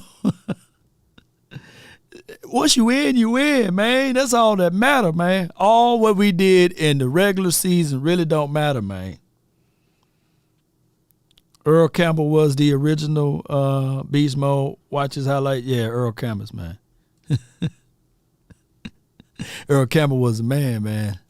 Yeah, he was one of those dogs. And New Orleans, right? Them hand grenades hitting them, everybody. If they were to play like this again, I think that might do it. If they get beat by Tom Brady, like, for instance, in the opener, we didn't really see Tom Brady. Right. They just ran the ball too well. He never had to beat Tom Brady. If they get beat by Brady, you know, if both teams score in the 30s and they have the ball last and Brady brings them down the field and they win the game at the end, it would be a gut punch. It would be horrible, but if they play well the rest of the time and they get beat by Tom Brady, I don't think that would put them in jeopardy. If they play like they played yesterday, then I would think all conversations would be open. But I think that those hypotheticals, while they're mandatory for a multiple-hour talk show, there's not time to consider the whole body of work. I mean, you really have to look at the strides they've made, the things they have accomplished already. Last time they were in the playoffs 2 years in a row. Last time they won double-digit games 2 years in a row. I mean, heck, fire. If let's stopped. We were on the runway going out to Oxnard.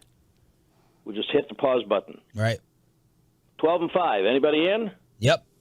12 and forget about the runway after game one when Dak was out. Several times. Triple in. Yeah, right? All in. Coming back from Oxnard, the day that Tyron got hurt. Yep. The first game, like you're saying. Yeah.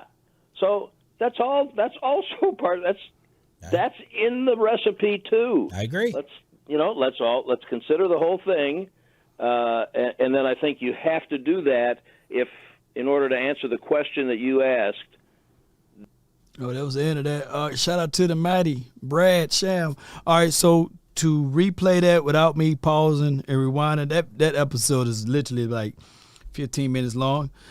Shout out to them. Go to 105.3 The Fan website there, and you can listen to the full audio. Appreciate them. It is what it is at this point. I can't stand Tebow for that play. Tebow. Y'all want to keep going?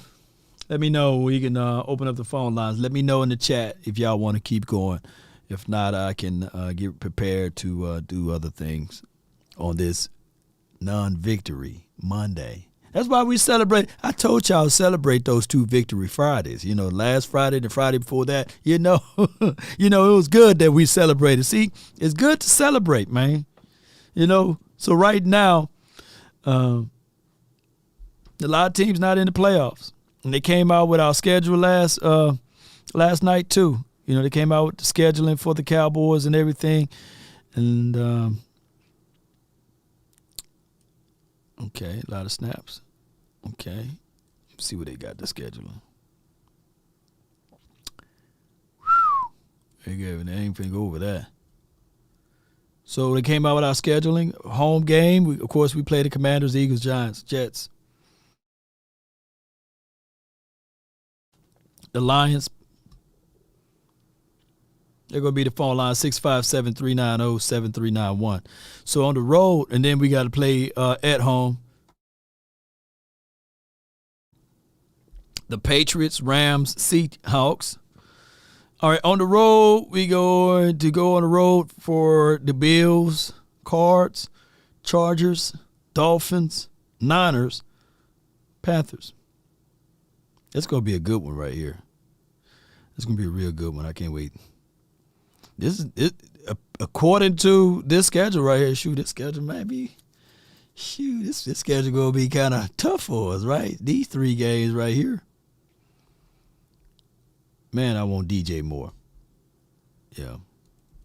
I want him. But that's what it is, man. Let's open up the phone lines, man. Get y'all thoughts together.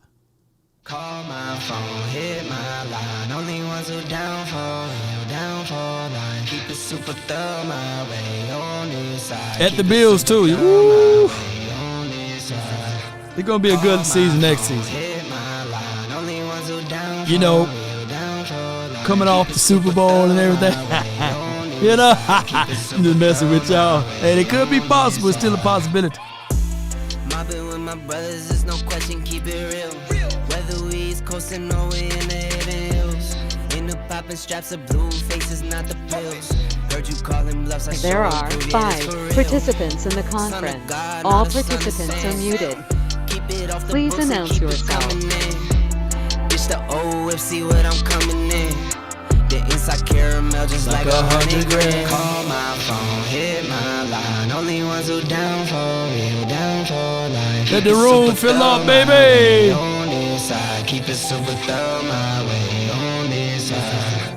Call my phone, hit my line. Only ones who down for real, down for somebody post that number so I can pin it to the top of the page. In the chat, somebody post the number so I can pin it. Come on. Had some more friends like my brothers, I can't trust it all. Same ones in your corner wanna see you fall. Now I only need an account, the ones who ball with me. Down to fall with me. Got Jeremy. You live. Those my brothers, different mothers, part of power with me. Got the body to my class, she break the law. Jeremy Crunk somewhere, man. Jerry must be still mad about that game. DMV George, man, you live, man.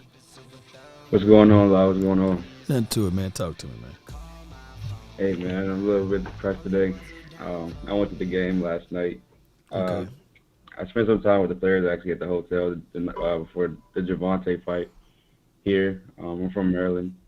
Okay. And yeah, I kind of got the vibe that they really didn't want to be there. It really solidified my idea, like when we ran the ball, the first drive on 3rd and 5. Mm-hmm. And I'm like, the biggest takeaway from the game is really like, why risk injury when you could just play your backups and they'll probably have a better chance of winning this ball game. And it goes way deeper than that. Like, I feel like our run game is really like worrisome right now. And if there's a substitute for the run game in short 3-yard screen plays, and Kellen Moore, he's proven in the past that he knows that. Like in the Tampa Bay game last year, the first game, we could always hang on to that game. Like he did wide receiver screens. Like big plays aren't the goal. You set up those big plays by those short yardage things. And if you dominate those short yardage things, like being able to move somebody off the ball or being able to have a consistent 4 or 5 yard, 7 yard, third, like to get your players in 3rd and short, that's what really wins you those big plays down the field. And like you could tell the game. We couldn't move the ball at all. Couldn't move it. Yep. They were the 85 Bears on us, man. But go ahead.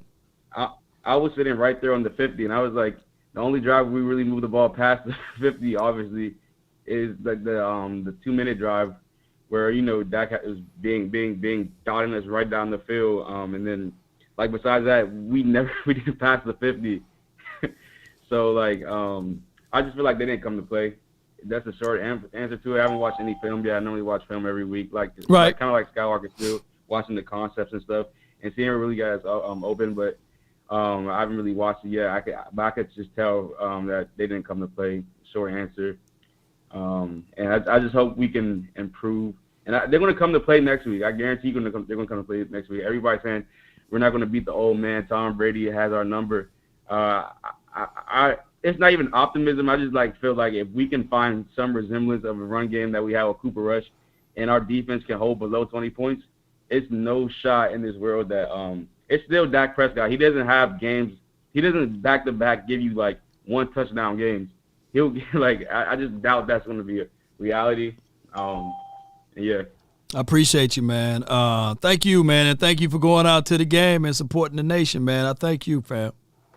No problem. DMV George, man. Back to back. I don't know. Can somebody look that up for me? When the last time this team had back to back 1-digit scores, just looking poo-poo like this. The last time, I think a lot of people overlooking this one, I want to go back to like sophomore Dak, I believe, against the Denver game. I think that this past game against the Washington team looked like that one, whereas we couldn't really – we tried to move the ball, but we couldn't move the ball. And then it was a pick six. Talib was able to pick them off for a long one. And this game kind of looked like that one, whereas the team itself looked stale, like old bags of chips that have been left in the car, kind of slightly busted open. And you sitting there like, oh, man, the Dorito, let me see if they still good. And it looked stale. The offense looked so stale. The defense looked like, all right, I'm not going to fault the defense all the way, because they put up a good fight, man, until they would just gasp. The Washington team killed us on TOP. But it is what it is. Let these callers in, man. We got over 30 people in here, man. So I'm finna lock the room. So y'all 30 that's in here, we're going to try to get to all of y'all. But keep in mind, man, when y'all talking to me, we got 30 people in here, man. That's a lot of people, man. Oh, my goodness, man. Let me go with my guy, Scott. You're live. Man, forget those 30 people, man. It's all about me. Yeah. Shoot. What's up, all right, David Ruffin, man. Come on, man. Ain't nobody come and see you, Otis. Ain't nobody coming to see you, Otis. Man, it's long in the shack feet, man. What's up, man? How you doing, bro? Man, I'm doing well, man. Man, my heart is broke, bro. My heart is broke. Why? Because I've been a Cowboys fan all my life, dude. All my life. Look at my room, Cowboys stuff on the wall. I got Cowboy bedspread, Cowboy pajama set, the drawers, and everything. I even got a Cowboy do-rag, and I even got waves in my head, cuz. Check this out, Long. Looking at, I got you on my TV, and I got you on the phone, and I'm just looking at all the comments and stuff.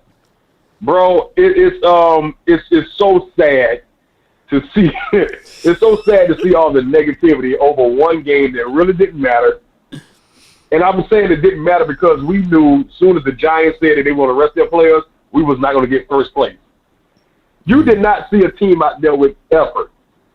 I've never seen a team like that before. I already knew what was up. And these cats are going in, trade Dak, this, that, and other, bring Benny Testaverde out of retirement. It's just like, it's pissing me off to the point where it's like, do y'all really believe this team is like this? They haven't showed this all season long. We are 12-5, last year 12-4. Bruh, we're going to go to Tampa and handle business. Whether we win by 3 or win by 7. You got to speak positive. Look, it's so many teams right now that wish they was going into the playoff round, that wish they had a coach get them 12. If anybody can't stand Mike McCarthy, blame Scott Simpkins, blame me. Because in 2019, week 5, as my best friend, I'm the only one on record that said, where the heck is Mike McCarthy that used to coach for the Green Bay Packers? I want him. So it's your Nobody fault, else man. said that. It's your fault, man. It is your fault, man. Come on, man. Shame on you, man. Shame. Blame me. I'm the one that asked for him. I prayed and I got him. And listen, I talked to him that first game when Dak came back. That first game back from that broken ankle in Tampa. I went to that game. And when Mike McCarthy was getting on the bus, people was trying to dog him. And I stopped Mike and I said, Mike, he looked up, had tears in his eyes when he looked up at me. I said, bro, I'm riding with you. I wanted you here. Do your thing. I believe in you. Shook his head and got on the bus, man. He wasn't sitting down. Now we're gonna be all right. Cowboys Nation, be all right, positive man. About it. Be positive, man. Come on now. You positive about everything else? Well, I'm gonna tell you this, man. The next call I got is Brandon Ross. So, man, he's hey, next. Brandon, you listening?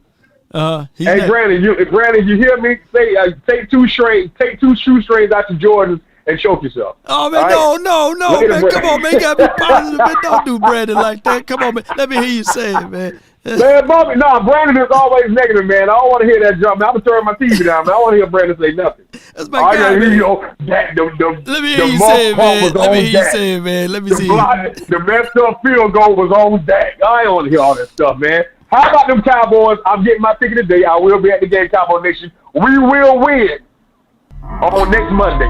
That's Monday. But, hey, that pick six, that one was Dak, though.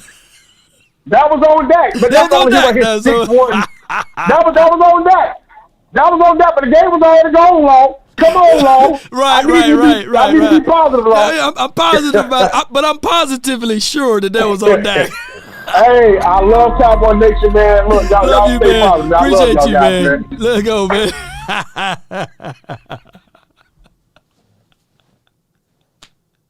All right, man.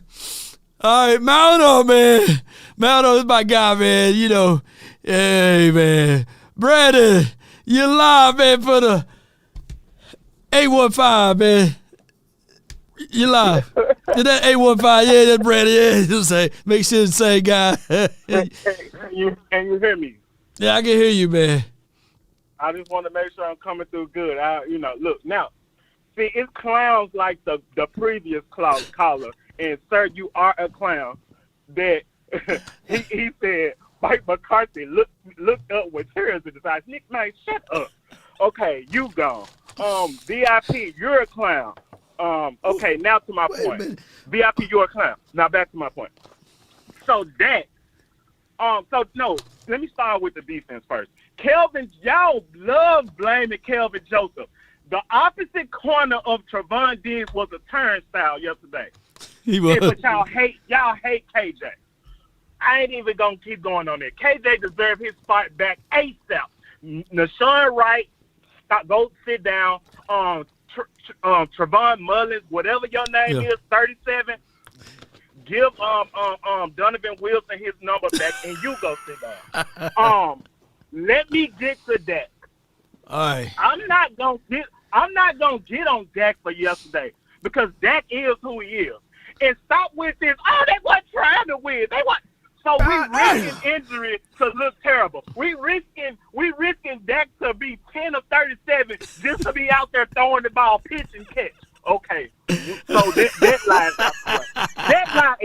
way. All right. So, okay, now we get to what I've been saying all year because I know y'all love misrepresenting what I say. Y'all love doing it. I said, I don't care. We going to win games. 12 wins last year, 12 wins this year. We going to get to the playoffs. What is Dak going to do in the playoffs? And it's not just Dak why we lose games. I didn't say Dak was the whole reason, but Dak is a major part of the reason we lose games and the reason why he is 1-3 in the playoffs. We should beat the Tampa Bay Buccaneers going away. Miss me with that. Oh, they might win. We should beat the Tampa Bay Buccaneers by 14 points. Stop with this cap. Stop with this. Oh, y'all said Dak Prescott is a top 5 quarterback. We should win by 2 touchdowns. Period. In the discussion. Dak, you cannot lose Monday night. I'm going to be on your ass. I already Dak, know, man. We better win. We better win. In the mighty name, man.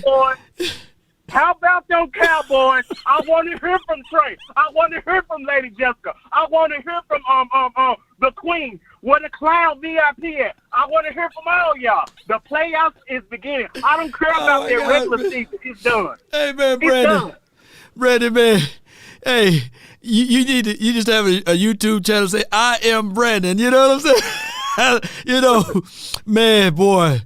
All right, man. You got your people, man. I got no rebuttal to that. I just need for my guy. I just need for my guy to win this game, and this game gonna be brought to you by Brandon. You know what I mean? If we win, oh my gosh, I just need for them to say, touchdowns, man, I don't care. We win by a half of a point. I don't know if it's a new rule. Half of a point. It would take that 1-3 out of your mouth. It'll be 2-3. If I could just get that, man, I could just get the 1-3 out of your mouth, man. Yes, let's go, man. Let's go, Dak, man. I appreciate you, Brandon, for calling in. Oh, God. Oh, hey, man. Oh. Yo, man. Oh. All right. Let me give y'all this order, man. I got Sam, I got Lady Jessica, and I got Queen. That's just how the order went, man. That's exactly how the order. I'm not selecting these orders. That's exactly how the order say on the sheet. So, Sam, come on, man. From the 973, you're live. Hey, Law, how are you? I'm doing great, man. I'm doing great, man. I want to say thank you. So you talked. I was pissed. This is the same thing, but you do a good job of talking people back off the ledge. So yeah. I appreciate the balance sincerely, but like I'm still kind of tired of I don't expect them to be 17-0, but it's the way they lose sometimes where it's like they think they're the 94 Cowboys rather than the 2022, 2023 Cowboys where it gets on my nerves. So I think that's a lot of the frustration when people just and I think a lot of this is on obviously Dak played a bad game and quarterbacks play bad games. I'm not even sweating that too much. I just feel as though it's his job also as a leader of the team to get everyone up. Because it should be Kellen's job and McCarthy's job too, but they ain't, Kellen ain't inspiring people. And so when Dak was out, the other leaders stepped up and got the team motivated to, compensate for him being out. With him back, that falls on him. You know what I mean? Right. His thing. So, I hope they do well next week. But the other thing, I think people acting like Brady's sweet, and he's not. So we'll see. He has some, everyone, he's basically probably like a billionaire. Everyone has or was when he had his wife at least. Everyone has, when life happens, life happens. So I'm sure he wasn't at his best when his wife was, he got kids involved. You got your wife acting crazy. But that seemed to be over now. So I don't know. It's a different. I know that record looks sweet, but we'll see what happens. I'm not going to say if they lose this into the world just because, it's a different guy. So that's it for me. I know you got a busy line. Thank you. No doubt, man. I appreciate you, Sam. Thank you for your thoughts and your sentiments, fam. Appreciate you. All right. Take care. Took care of that. All right, so yes, it be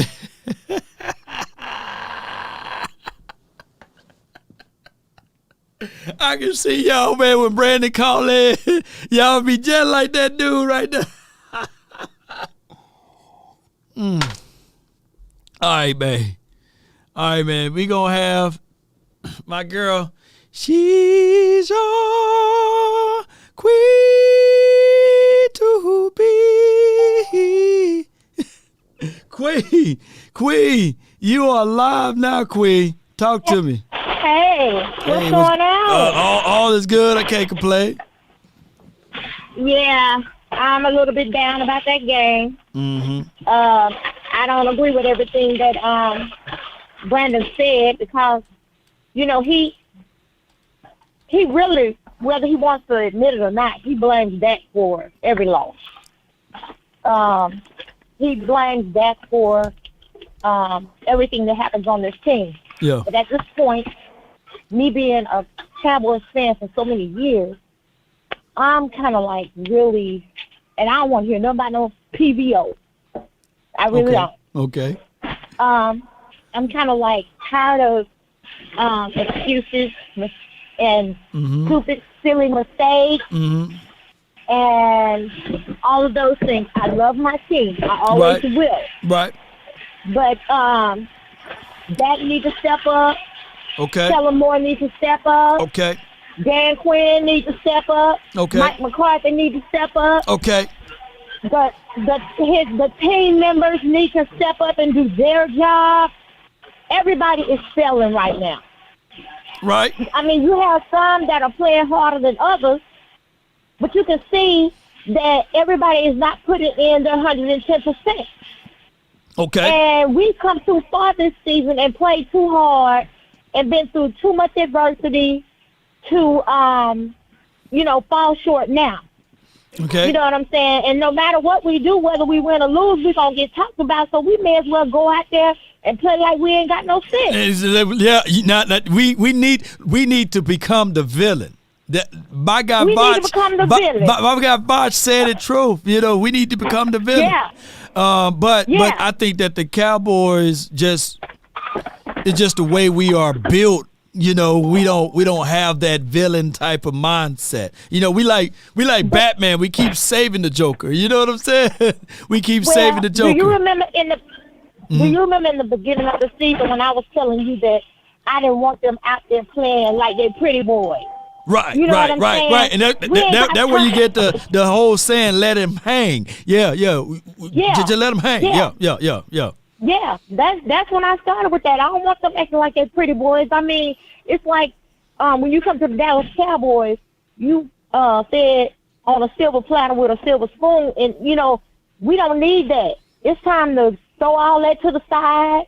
You know, I don't care if y'all got to crawl through some mud or whatever to get your mind right, which is what them coaches probably need to do.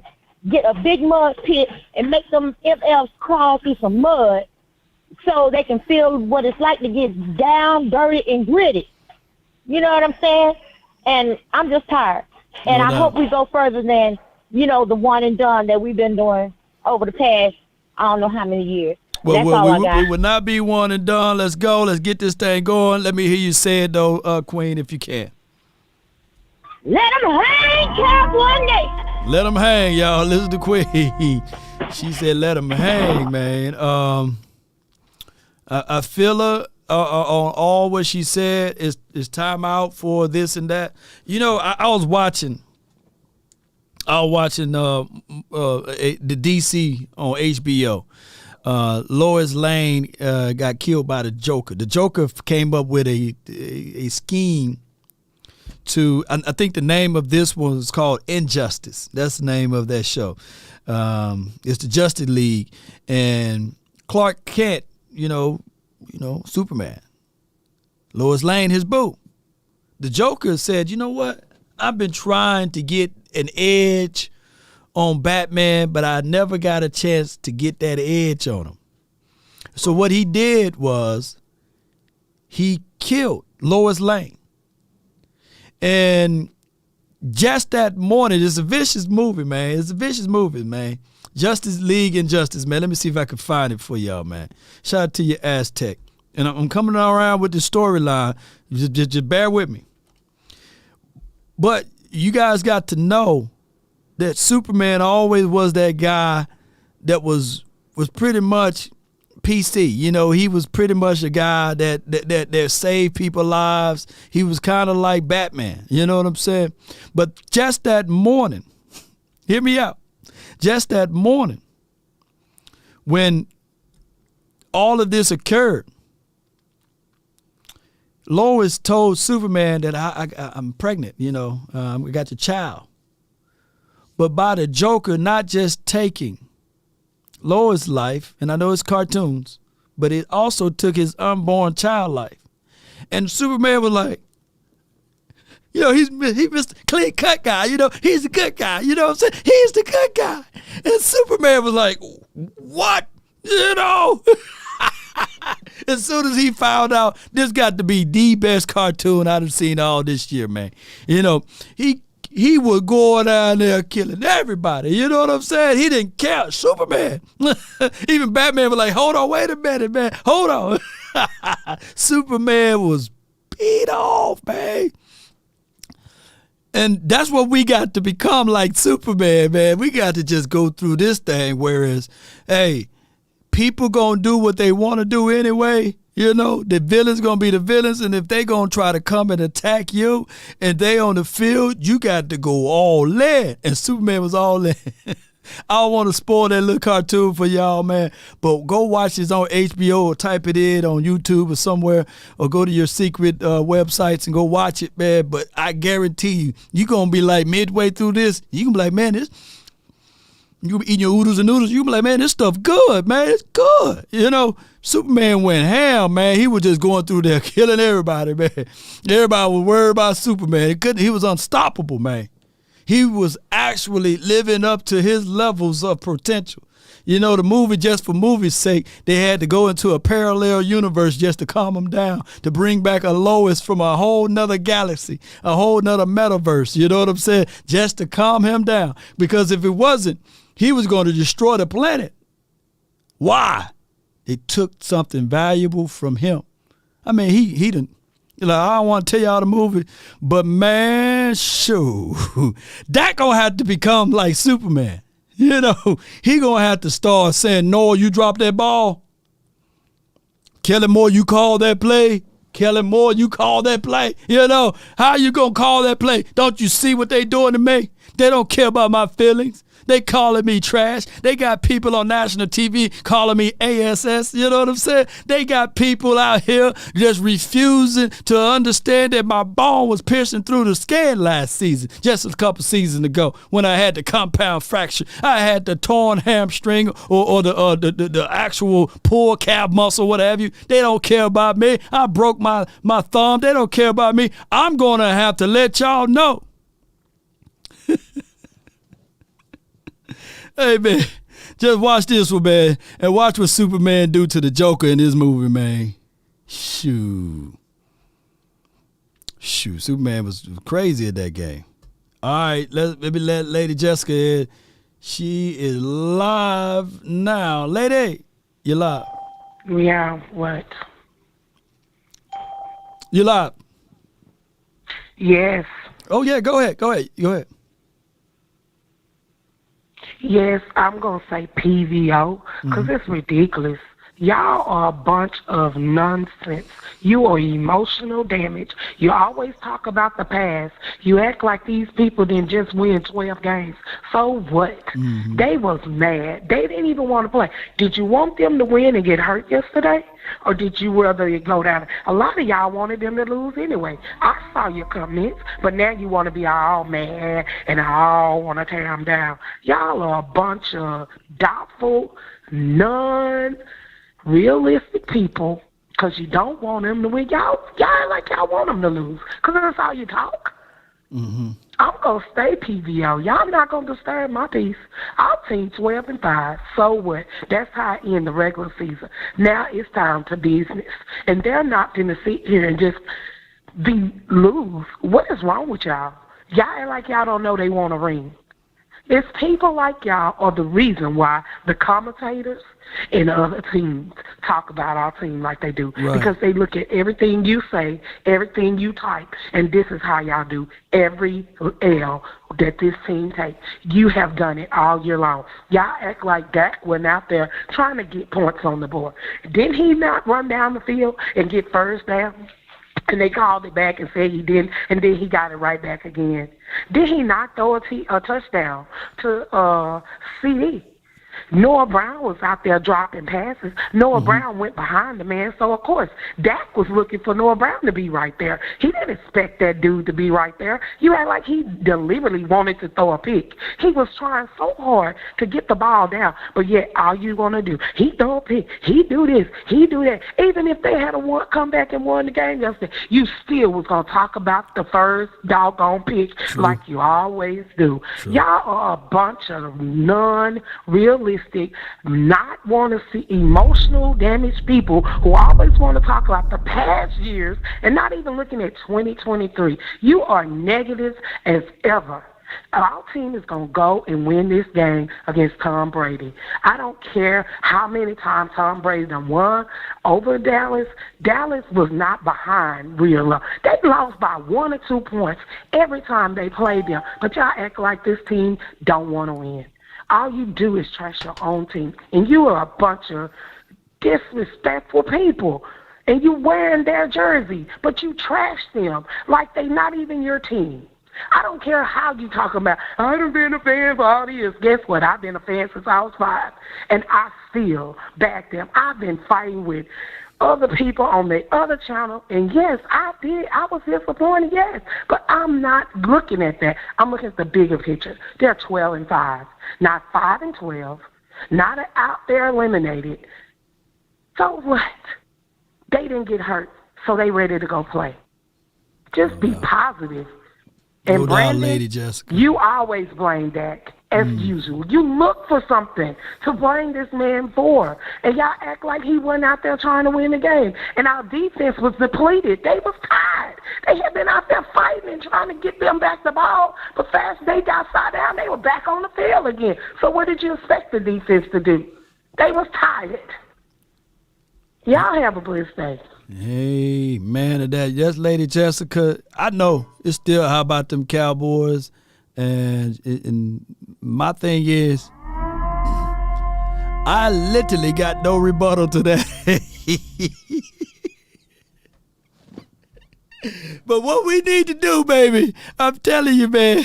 Hey, y'all need to go watch this, man. And if that can become this guy, and don't be this guy. Don't be Batman. Cause Batman very smart. Batman got literally an advantage over everybody. You know what I'm saying? But we need to be like him for right now, you know. But I feel you, man. I feel you so much. And there's nothing else I can say out of that. But man, all right, let's get this show rolling. I know my God, man. I ain't talking about 40,000. I'm finna talk about 100 grand. You know what I mean? With the play. You're live, man. Talk to me, man. My God, what's the deal, bro? Nothing to it, man. Hold on. I forgot to read this super chat. We have to stop being satisfied with just having winning seasons. I will trade them all for a Super Bowl or two. Tired of hearing, but we are 12-5. This is from my guy Draco. Well, in order for you to get there, man, you got to have a winning season. Ain't that right? 100 grand, but I appreciate him. Talk to me. You gotta have a winning season, man. You gotta have a winning season, so. Yeah. You got to know what you do when you get in there, man. This is our first time back-to-back playoff visits. As long as you get there, man. It's a lot of teams that ain't getting there, man. It's a lot of teams. Believe it or not. Hey, Lo, how many teams ain't make the playoffs yet? Man, shoot. I know which teams out there that ain't make the playoffs in their existence. What's the ratio? Is it like 18 teams that not making it to the playoff before the something like that? Something like that. I'm glad we in the number, man. But I feel Draco. I feel Draco, man. Look, this is my 1,000 truth as a host of this show. I feel Draco, right? I feel Lady Jessica. I feel her to the core, right? I feel my girl, she's your queen to be. I feel her too, right? Like I even feel my guy Brandon. I feel with what he's saying, right? Because I'm tired. I'm tired of hearing 1 and 3, right? I'm tired of hearing it. That's the go-to stat line for your mind. 1 and 3, 1 and 3. So regardless, I don't even care if Dak Prescott throws for 50 yards in this game and we win. I'm gonna say, well, now you can't say 1 and 3, right? I don't care about that. What he gonna say? Dak Prescott threw for 50 yards. He threw 50 yards. That can't work. It don't matter. It don't matter. Listen. If Dak Prescott if we win the Super Bowl, but we only win by 1 point, he gonna come on here and say, man, Dak Prescott need to go, man. But you know, he but 100 grand, 100 grand. Don't you know? But don't you know though? I'm the delusional fan though. I'm the delusional fan. Whereas in the 90s, they said the same thing about Troy. Everybody marveled at Jim Kelly, John Elway, even Dan Marino. Everybody marveled even at the backup quarterbacks. But I love being the fact because everybody loves Steve Young over Troy, nationwide, collectively speaking. Because of his passer rating, he can run with his legs. He's a left-handed quarterback. People were marveling at Steve Young. But I would tell you guys right now, I was the Cowboy fan. They just didn't have YouTube during that time frame and Twitter. I was the Cowboy fan to say, hey, Emmett is better than Barry Sanders. And everybody like, you out your mind. You know what I'm saying? Emmett is better than Barry Foster. Emmett is better than my guy Thurman Thomas. Oh, Troy is better than those guys. But guess what? A lot of people were like, nah, but I love it because we were still on the winning side of it. You know what I'm saying? We was on the winning side of it, baby. So I get where the naysayers are going. But what happened is that now people are looking at this and they only pointing the finger out of all of the players at one on this team, and his name is Dak Prescott. They only pointing at the Dak, and it could be. Come on, it wasn't Dak's fault that that ball got dropped. It wasn't Dak's fault that my man missed the punt. But they gonna say, man, Dak. Well, you know what I mean? You got him. That's gonna say Dak this, Dak. Come on, bro. Yeah. But like I said, I don't even know why I'm even entertaining him because I told you before on here I'm gonna act like he don't exist, like he ain't even talking because that's how you do people like that. So anyway, we gonna move on. I said it, y'all. I would take the playmaker over Jerry Rice. Call me delusion. Let's go. I'll take the playmaker over Jerry Rice too. But modern Cowboy fans won't say that. They would literally say, nah, give me Joe Montana, give me Jerry Rice on the Cowboys team, and give me Barry Sanders. That's how they think now. I think fantasy football to ruin it. Fantasy football to ruin it. It's not about numbers. Come on, man. It's not about numbers. Come on, man. Who got? Oh, come on, man. We wouldn't even be the essence. We wouldn't be the essence of this team. Troy, but what he do? You know what they would say though? 100. Man, Troy's good though, man. He turned around and held it. But he ain't Joe Montana. But Joe Montana didn't turn on. Joe Montana ain't had no Emmitt Smith though. Yeah.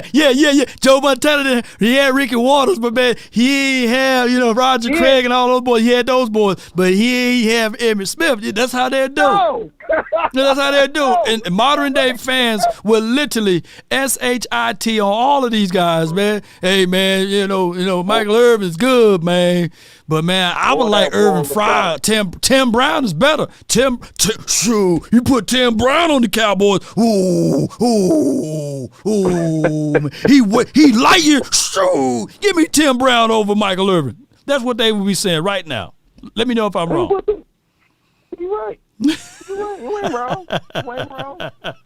You right. But you gotta understand too the difference. Like I always say, man. It's the difference between people that watch the game, right? And it's the difference between people that know what they watching. Because you could watch something but don't know what the hell you watching. I put No Name in that category. He don't know what he watching. You know what I'm saying? Come on, Law. I know. Watch the game. You're gonna look at the film. You're gonna do all that. You can understand. I noticed it. I noticed it 5 plays in. I said, we ain't running no schemes. CD Lamb ain't in motion. They don't throw the ball to their running backs out the backfield. They not trying to win this football game. They ain't doing nothing. It's all vanilla. I noticed that from the first drive. I said, I already know where we headed. I already know where we headed. But people that don't watch the game, all they do is look at the scoreboard, all they do is just look at Dak Prescott throw back and throw the ball. And people that just look at it like that and don't know what they looking at, they're going to say, man, it's Dak's fault. Yeah. It's Dak's fault. They don't understand all they doing is running verts. Yeah. That's it. Man. All they doing is running verts and running drags. A play, come on, man, a rookie offense on Madden. That's all they did yesterday. You didn't see CD Lamb in motion, no creativity. They ain't throw the ball out the backfield to Tony Pollard not one time.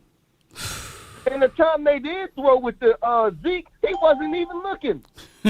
Tell me if I'm lying, dog. You ain't lying, because you're lying, you be flying, man. I appreciate you, man. Let me just go ahead and hustle out all of these numbers, man, because we still got, man, I didn't even peach this number yet. I forgot to lock it. Hold on. The conference has been locked. Yeah, man, God, no, man, the line and grew. All right, man, let me get on up out of here, man. I appreciate you, man. All right, my God. Appreciate it. Yeah, my guy, man, 100 grand, man. All right, man. Oh, I forgot that I'm sitting here talking to y'all, man, for a long time. Let me get Stargazer in the house. You live for the 214. Hey, what's up, Law? What's good? How you doing? I'm all as well. Can't complain. We 12-5. We going to the playoffs. Well, we in the playoffs. Exactly. Exactly. We in the playoffs, baby. But let me go ahead and I think first I'm gonna try to talk fast, but responding to Brandon, I don't even know about you respond, but I'm just gonna say it. Let me first I'll say this: we didn't have a good game yesterday. We played terrible. I agree with who's the guy that you just played? 100 grand. Yeah, 100 grand. No, Brad Stern. I think that's who you. Oh, Brad Sham. Yeah, Brad Sham. Brad Sham. Yeah. I'm with him, and also there were some other people on Twitter with. I'm like, this is a conspiracy, but I low key do think that the Cowboys was not playing to win that game.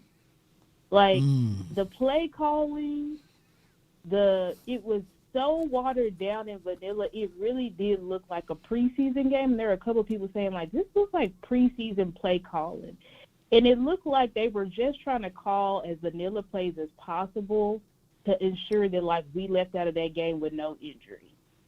I don't think that now I'm not saying they intentionally wanted to lose, but at the same time, I don't think that they were trying to do anything to cause their players to leave out of there with injury. And we left out of there, didn't we leave out of there injury free? I think the only person Bland was Bland, but now Michael Gelson tweeted that Bland is fine. Okay, so good. I think he had a little bit of issue, but he's fine. I think Kurtz had to go into the tent. He was a little bit shaken up. But other than that, we didn't have no major injury. I could be wrong. This is just a conspiracy theory. We could have actually been trying to win that game. But as 100 grand said, you could look at the play calling and tell, oh, we're not really trying to win this game. That's why I wasn't really too concerned about it. But responding to Brandon, Dak has not been at all the reason why we have lost playoff games as he has been our quarterback. Now, last year wasn't good. Yeah. I mean, that was a terrible showing wasn't good by Dak, wasn't good by the entire offense. I mean, and we've already, I'm not going to mull over that because that's last year. We already know why everything happened in that Niners game. But I think a lot of people are obviously, like Lady Jessica said, we are so wounded in heart. The fan base is just past trauma though, Star. Yeah. That's just what it is, past trauma, and we're gonna have to really figure this out. That's all it takes is just one win, one half of a win. You get in there and then you win another one, and then you win another one. Because what happened here is Mike McCarthy is on the deathbed of what happened with the previous administration. Mm-hmm. Like really, Absolutely. what we seen out of the 8-8s, and then finally a 2013 year, you win and go in, you don't go in, and then the 2014 year, you go all the way to the playoffs, you beat the doggone Detroit Lions, right? And then you go and then you face the Green Bay Packers, and they held us, they gave us the L, right? So it's more than likely for us to have those type of visual moments that we are talked about so much that when we don't accomplish our goal, then it's doom and gloom. It's the end of the world. The 4 horse of the apocalypse is coming upon us, you know. So that's just how it goes. And then you have the likes of Stephen A. Smith, who's very impressionable. You got all of those things against you. Everybody. I promise you, I haven't even turned on the 4-letter, 3-letter network. I promise you, they talking about this game. Yep. They talking about this game. And they're gonna gloss over what happened with the Buccaneers. They're gonna gloss over the fact that Aaron Rodgers, they got paid $50 million. They ain't gonna talk about his money. They ain't gonna talk about that. No, they ain't gonna talk about Kyler Murray money. They ain't gonna talk about none of that. None of it. But it's just we know at this point, like, if guys have been listening to you guys, the content creators, like, we all know that, like, the Dallas Cowboys is what pays the 3- and 4-letter networks bills. And so they're just going to talk about us regardless. It don't matter if we win or lose. We blew out Washington yesterday. What would they be saying today about us, Law? If we blew them out, it's a meaningless game. Hey, that's what they did last year. We can't win for losing. Literally. If I appreciate you, let me let you go. But plug your channel, plug all what you do for the nation and everything. Yeah, guys, you can follow me on Twitter at the Stargazer. Gazer is spelled with instead of an E, it's a 3. I'll spell it in the chat because it's I had to spell it a little bit funky. But yeah, I'm Stargazing Sports Media. I'm really live on Twitter. I'm about to start a YouTube. So you guys can follow me. Thank you, Law. It's a shame you haven't started your YouTube already. What's going on with you? I'm trying to get it going, but I'm gonna get it going soon. But thank you, Law. No doubt. Appreciate you. That's Star. Appreciate you. All right, so y'all check her out at that, and then she will be speaking in the chat line over there. All right, let's get this one on the road. I'm telling you, we rolling. Dak, you're not done yet, man. Talk to me, man. What's up, Law? Hey, what's up? Cowboys Nation, what's up? What's good? I know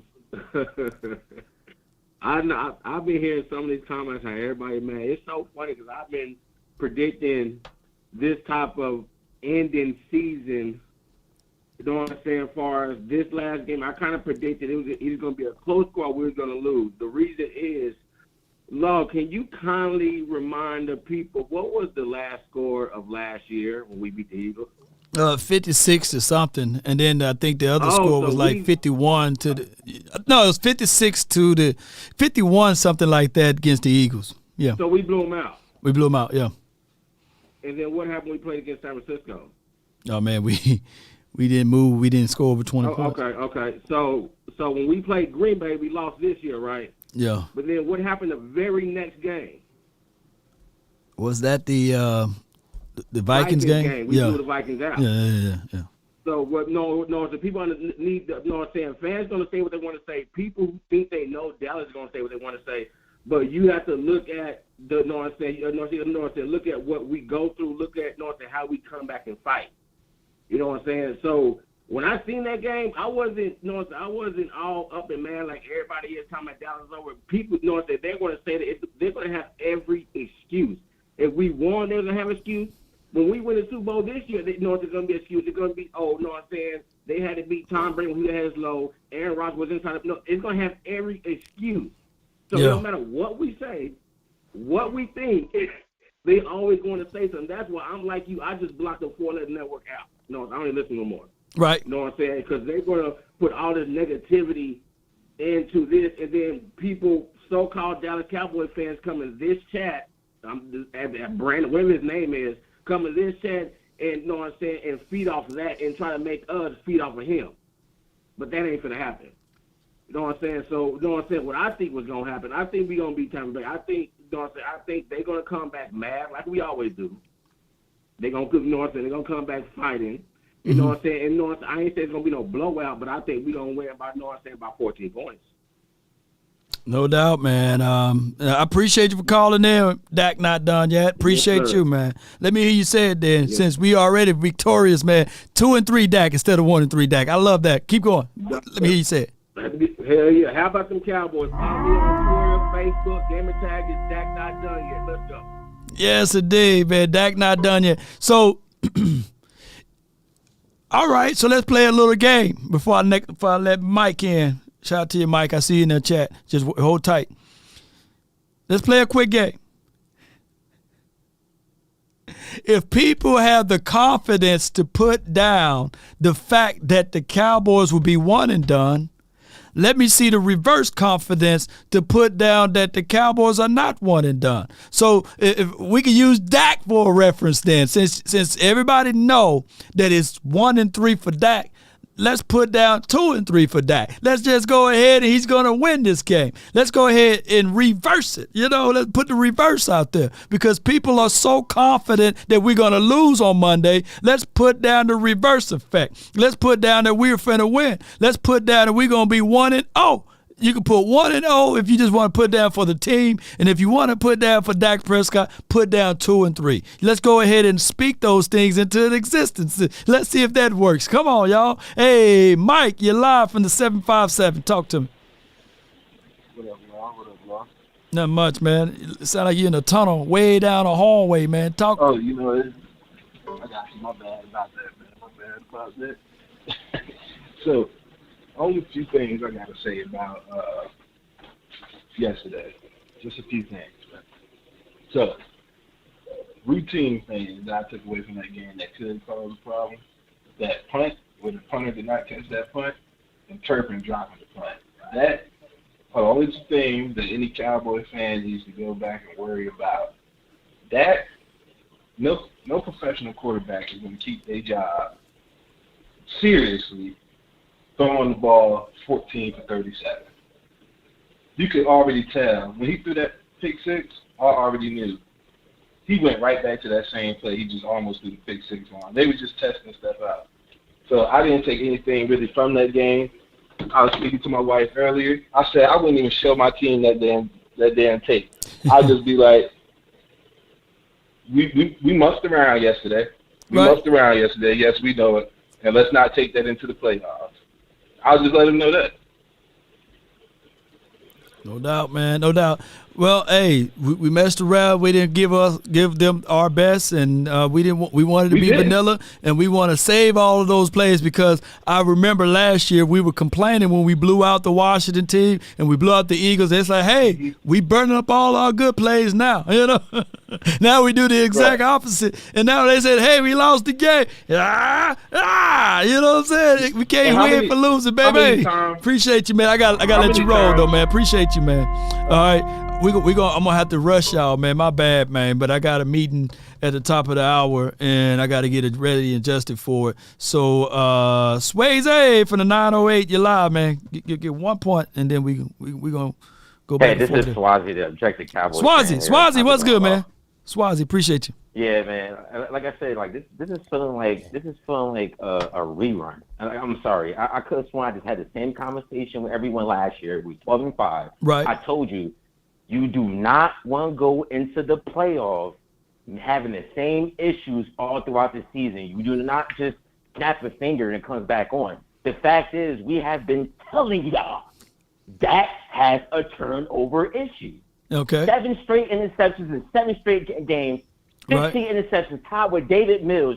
You cannot do that. And the fact is, I don't just blame Dak. I blame Mike McCarthy and Jerry Jones because they're enabling him all throughout the season. It's okay. He's been a gunslinger. It's okay. You cannot do that because the simple fact is, in the playoffs, your percentage rate and when you don't turn over the ball, I think it's like a 75% chance that you lose the playoff game. And we're going against Tom, but you just cannot do that.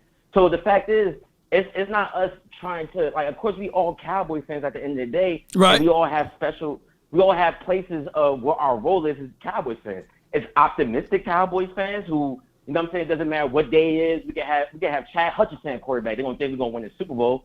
I'm cool with that. I'm not mad at those type of Cowboys fans. That's cool. But the fact is, you can't tell other Cowboys fans, right? You're not a real Cowboys fan because you're not turning a blind eye what you see right in the open. The fact is we cannot stop the run. Right. Let's talk about this. All right, so let's pan it right here. Okay, so all right, so we can't turn the ball over, and Dak Prescott been a turnover machine in the last 7 games, right? He had an interception, I think, in the last 7 games. He gave the opposing team literally, 12 points at minimum, or 18 points if you count like all of the pick sixes and things like that. Is that correct, right? We can't win games. We can't win games by the quarterback being a turnover guy. All right, so we put that on the shelf. But can we win games with Dak Prescott? How do we win games with Prescott? Because we ain't getting Prescott gonna be here for the year. I promise you, Prescott will be here next year. So how do we win with Dak Prescott? No, Dak Prescott's gonna be here next year. The fact is that we could get rid of him in 2024. Just to let everybody know. 2024, yeah. He's gonna be here. Yeah. So he's gonna be here next year. But the fact is like right now, like we're kind of F right now because the fact is we one of the reasons why like Kellen Moore is feeling pressure to throw the ball more is because our defense is crumbling. Michael Parsons right now, his body, he's not able to be a full-time defensive end because he's too small to be a defensive end. His natural position is that linebacker, and people don't know that. But Dan Quinn, of course, he wants the head coaching job. He's going to tell Michael Parsons, "I just need you at defensive end. I'm sorry, but I know you break it. I know your body break it down, but I need you at defensive end." Number 2, I told you in the offseason, I said, "Yo, we need an elite defensive tackle. I don't care if we got to give up 2 first rounds for defensive tackle. Right. You can't have an elite defense without an elite defensive tackle. And on offense."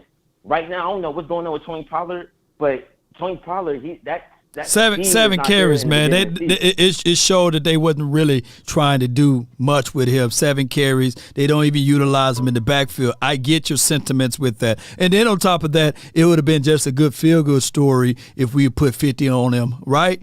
But I need to know this from you, though. You said that, the offense, knowing that the defense is crumbling, wouldn't playing complementary football help solidify the defense by running the ball? Yeah, I mean, yeah. Not in shotgun? To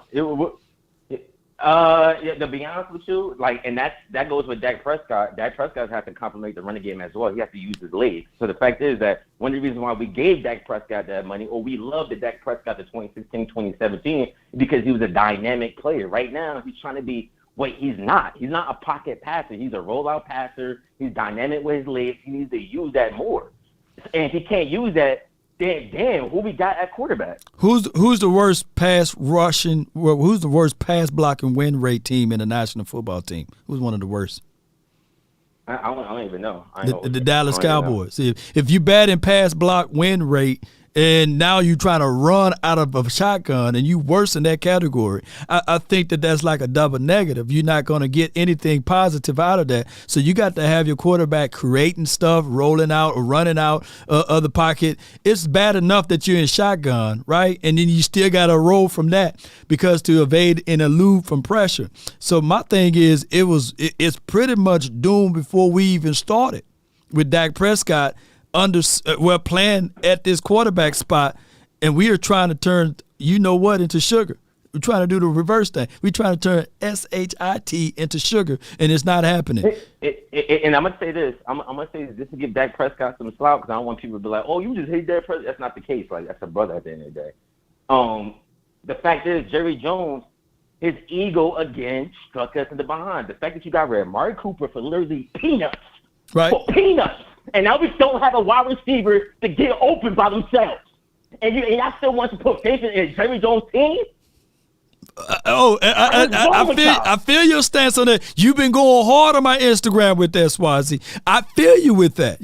Jerry Jones been putting the marketing part of the Cowboys in front of everything else and refuses to say, hey, man, I was wrong. And any other team would say, you know what, we were wrong. Let's go ahead and before the trade deadline, let's make some moves so that we can be in good graces. But you know how this thing goes, man. I appreciate you, man. When I have more – go ahead. Let me just say one thing.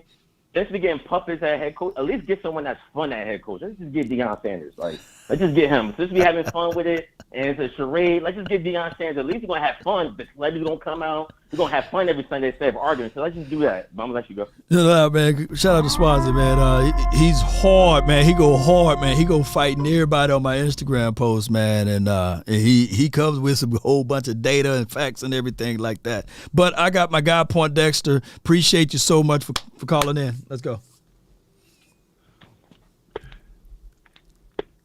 What's up, Chad? Nothing to it, man. Hey, man, usually I'm singing. But, oh, yeah, I got the ode to Brandon. I believe Brandon's time is over, and I believe he's Stephen A.'s son, and I believe we will beat the Buccaneers. Oh, I believe Dak will get it done. That's what I'm talking about. Thank baby. you. Hey, check this out. Quarterbacks that's not in the playoffs. Wilson. Mm-hmm. Hold on. You still there? Hold on. Say that again. You cut out. Say that again. The quarterbacks that's not in the playoffs, Wilson, Murray, Watson, Rodgers, all make more money than Dak Prescott. So please don't be talking about what the man makes. He earned that money. That money is already his. Y'all, some people get it twisted. When you get a contract, and you've already said it, it's market value. You got that. You playing for the next contract. That money is in your pocket. Nobody don't need to say nothing. You already earned that money. I don't know why the narrative gets switched that you're supposed to play for the money that you already got. That's kind of crazy. Now, if Troy Aikman would not been the Super Bowl champion, we'd have people in the chat say, trade for Marino, Elway, Young, Kelly, Favre, Abel, Moon, George, Cunningham, and Jim. Don't call me Chrissy Everett. You know what I'm saying? Jim Everett. You can always make them comparisons. Man, look, I have belief in my team. I cheer for my team. That's my belief in my team. I believe they're gonna get it done. Rodgers is already out, and Brady is on his way out. We like butter, baby. We on the roll. That game last what was it, yesterday? That's like, you put that in a box and throw that in the bottom of the ocean, man. Yeah. Everybody done said it before, and we saw the game. Do you really try to scheme for your third string quarterback? For a third string quarterback, you better believe everybody right now is studying the Tampa Bay Buccaneers, and I think they might have been studying the previous week, because they're like, this Washington game, man, is a throwaway game. Our concentration right now, they just knew they was locked into the Buccaneers. And I do believe, trap game, whatever you want to call it, because it really looked like they wasn't into the game. We've seen them all year, okay? And since Dak been back, they've won every game except for the two that they really gave away in this last one that they gave away. So that's a good perspective right there, man. Appreciate you. Yeah, man, look, like you said before, use that 3 tight ends, get them backs in the flats, give Dak those easy throws, and check this out. You will see Dak run the ball against the Tampa Bay Buccaneers. They ain't gonna find Dak. They move that pocket left, right, roll out RPOs. Man, you need to throw the kitchen sink at these fools. And we know they can do these things because they done it all year. No doubt, man. Hey, Poindexter, I appreciate you, man. I know you got a long line, so I'm going to let you go. How about them Cowboys? Yes, indeed, man. That's my guy, Poindexter. Yes, indeed, man. The voice of Poindexter. All right, so, we got my guy for the VIP lounge, man. He let Washanina get this one off, you know what I mean? So she can be happy all this off season. What happened to Washita, man? What's going on, man? Man, Washita MIA. Lord's VIP, baby. Lord, I'm getting ready for Tampasia. Yeah, me and Tampasia warming up the burner now, Lord. Getting the script ready, getting the scallops ready. Lord, I want to address a couple of things, Lord. Go ahead, man. What we're missing, Lord, is I need after every year, you know how people have New Year's resolutions. I don't believe in that. Every year I look at my flaws and try and increase on my flaws. Right. That's what I need our OC to do. Our OC went through this whole year when Dak was out. He brought creative runs, creative personnel. What happened to that, Lord? Now we just, Lord, half the runs, don't count the runs when when he's in a shotgun. That's not a run, Lord, because you got the offensive line going in a retreat, not going forward. So that's not even like run blocking. So it defeats the purpose of a run. So last game, Lord, we had two things that I think turned the hands of that game. I think when we went into the game with a mentality of we're playing not to get hurt, and if we win, it's a win. Right. After the first two turnovers, it changed our OC. You know our OC can't stay within the game plan anyway. Right. So once it's two turnovers, Lord, we have abandoned the game plan now. Now we're going to verts. Just 9 routes. We're throwing goddamn 9 routes to Noah Brown. We're throwing routes to Noah Brown. I appreciate you for calling in, VIP, man. You're right, though. You're right. I thank you, man. What else we got to do, man, for next week? Let me hear you say it. What we got to do is put the little guy, put the little guy in motion. Meaning get Brandon out of this doggone chat. This guy aggravates me. But anyway, I love you, Law. It's all about the Cowboys. I'm not going to let B aggravate me. How about them Cowboys? We going for a dub, Law. I don't care what nobody say. Yes, indeed, man. All right, yo. What a note next week. All right, man. All right, let's go with Uncle Charles. We're going to bring him on. Sacrifice, don't give up the fight. Everything will be all right on any given Sunday, yeah. Depend on you. If you win or lose, you know you got to pay some dues to win on Monday, yeah. What's happening, Law? What's going on, Cowboy Nation? What's happening? What's good with you, man? Let me tell you something. You know what's damning, and many blessings to your family, Law. I appreciate you. You know what's damning, y'all. Let me tell you what's damning. Last year, we went into a playoff game, and what did Coach McCarthy say?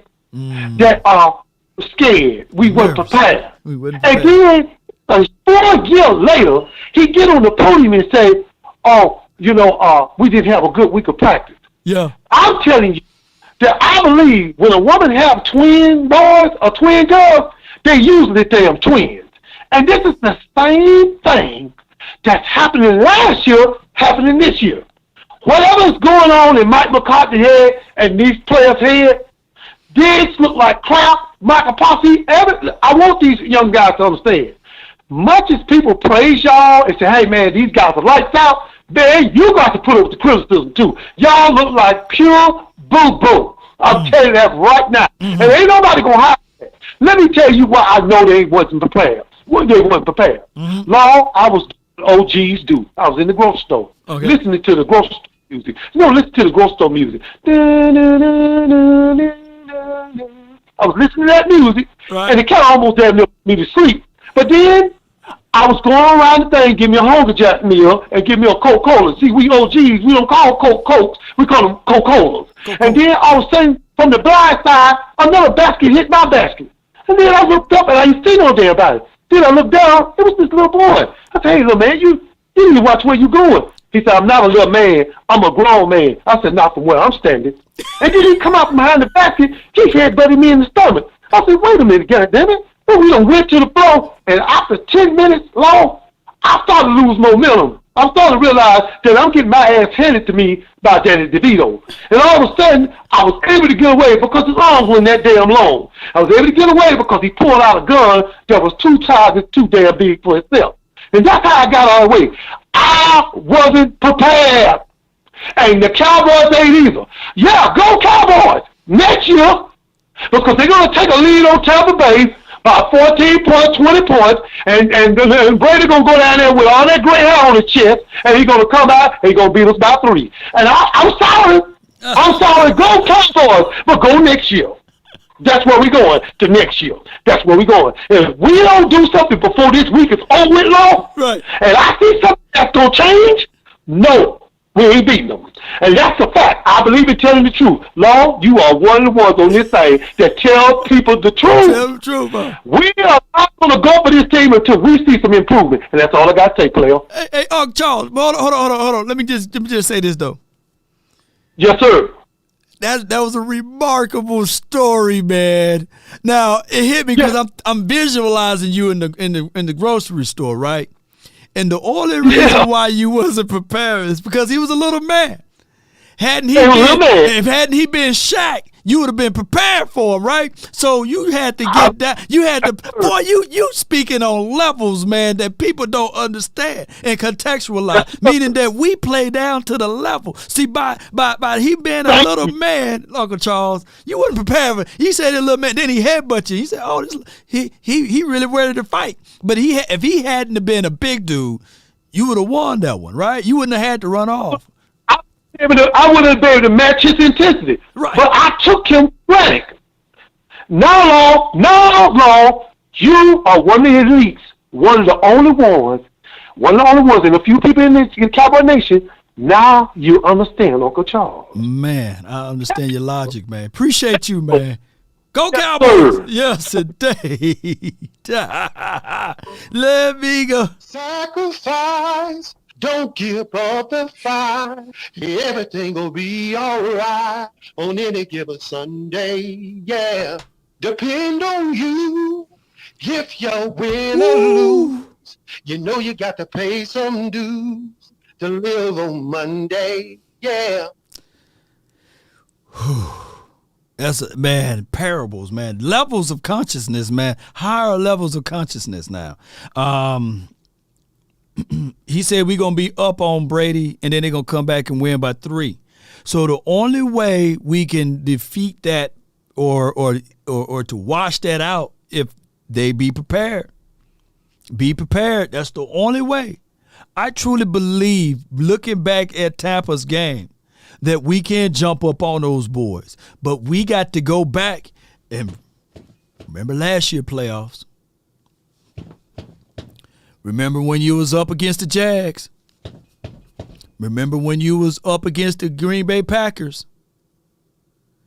So no safe league, and all of this can build up for that moment to make Uncle Charles wrong, right? If we just prepare ourselves. So that's why he put that in there, if we were prepared. See, Uncle Charles is speaking on different levels, man. He's in a different versus a metaverse with us right now, man. He's saying that basically, if the little man wasn't a little man and ran into his basket shoe, we throwing hands immediately. You know what I'm saying? But he gave the little man the benefit of the doubt. Y'all got to understand that, man. Whew, man, it's different levels. Ain't this right, John? From the 951, you live. Yo. Yeah, you live. How you doing? It's all as well, man. Hey, Law. Hey, man. We gotta get one thing straight. I want to know how many people in this chat is ex-NFL coaches that's either been in the league, that's had any success with football as in a professional sense. No, I'll wait. Exactly. Not many. So I just find it funny how everybody want to belittle everybody else's opinions about this game, you know, when we all at the same level when it comes to this stuff, you know. Collectively speaking. You can't paint them all with the same brush. You know what I mean? You know, especially when we got people that play in the league or what have you reach out to us and talk about like as a host. Yeah, I get it, right? Like as people is watching from the preview of their couches, there are people that probably have the knowledge and the wherewithal to be a head coach in the National Football League. They just didn't expound on it, or other life things happen. So I'm not going to paint everybody with the same brush, though. technically. Nobody here has a license to belittle anybody else's opinion. Is what I'm saying. Nobody has that right. Right. Objectively speaking, I feel you on that. John. Right. Yeah. So I'm with Brandon, man. I'm with Brandon. Everybody's talking bad on Brandon. I'm one of those fans that I looked at the game, I watched the game, and I take it for what it is. So so here we are with Dak Prescott, right? Right. We're what, year 7? Yep. Year 7, right? We're still in the 7th year. Yeah, we're going into the 7th year. We're in the 7th year of Dak. Yeah. Go ahead. Yeah. So with that, it's like how many as a fan, why would you want to go with a deal with something as our leader, and you don't know what to expect from him every week? I didn't heard a whole bunch of calls. I even heard you say what Dak are we going to get? What Dak are we going to get? Right. That's a burden that as fans or as a whole organization that you don't want to deal with every week.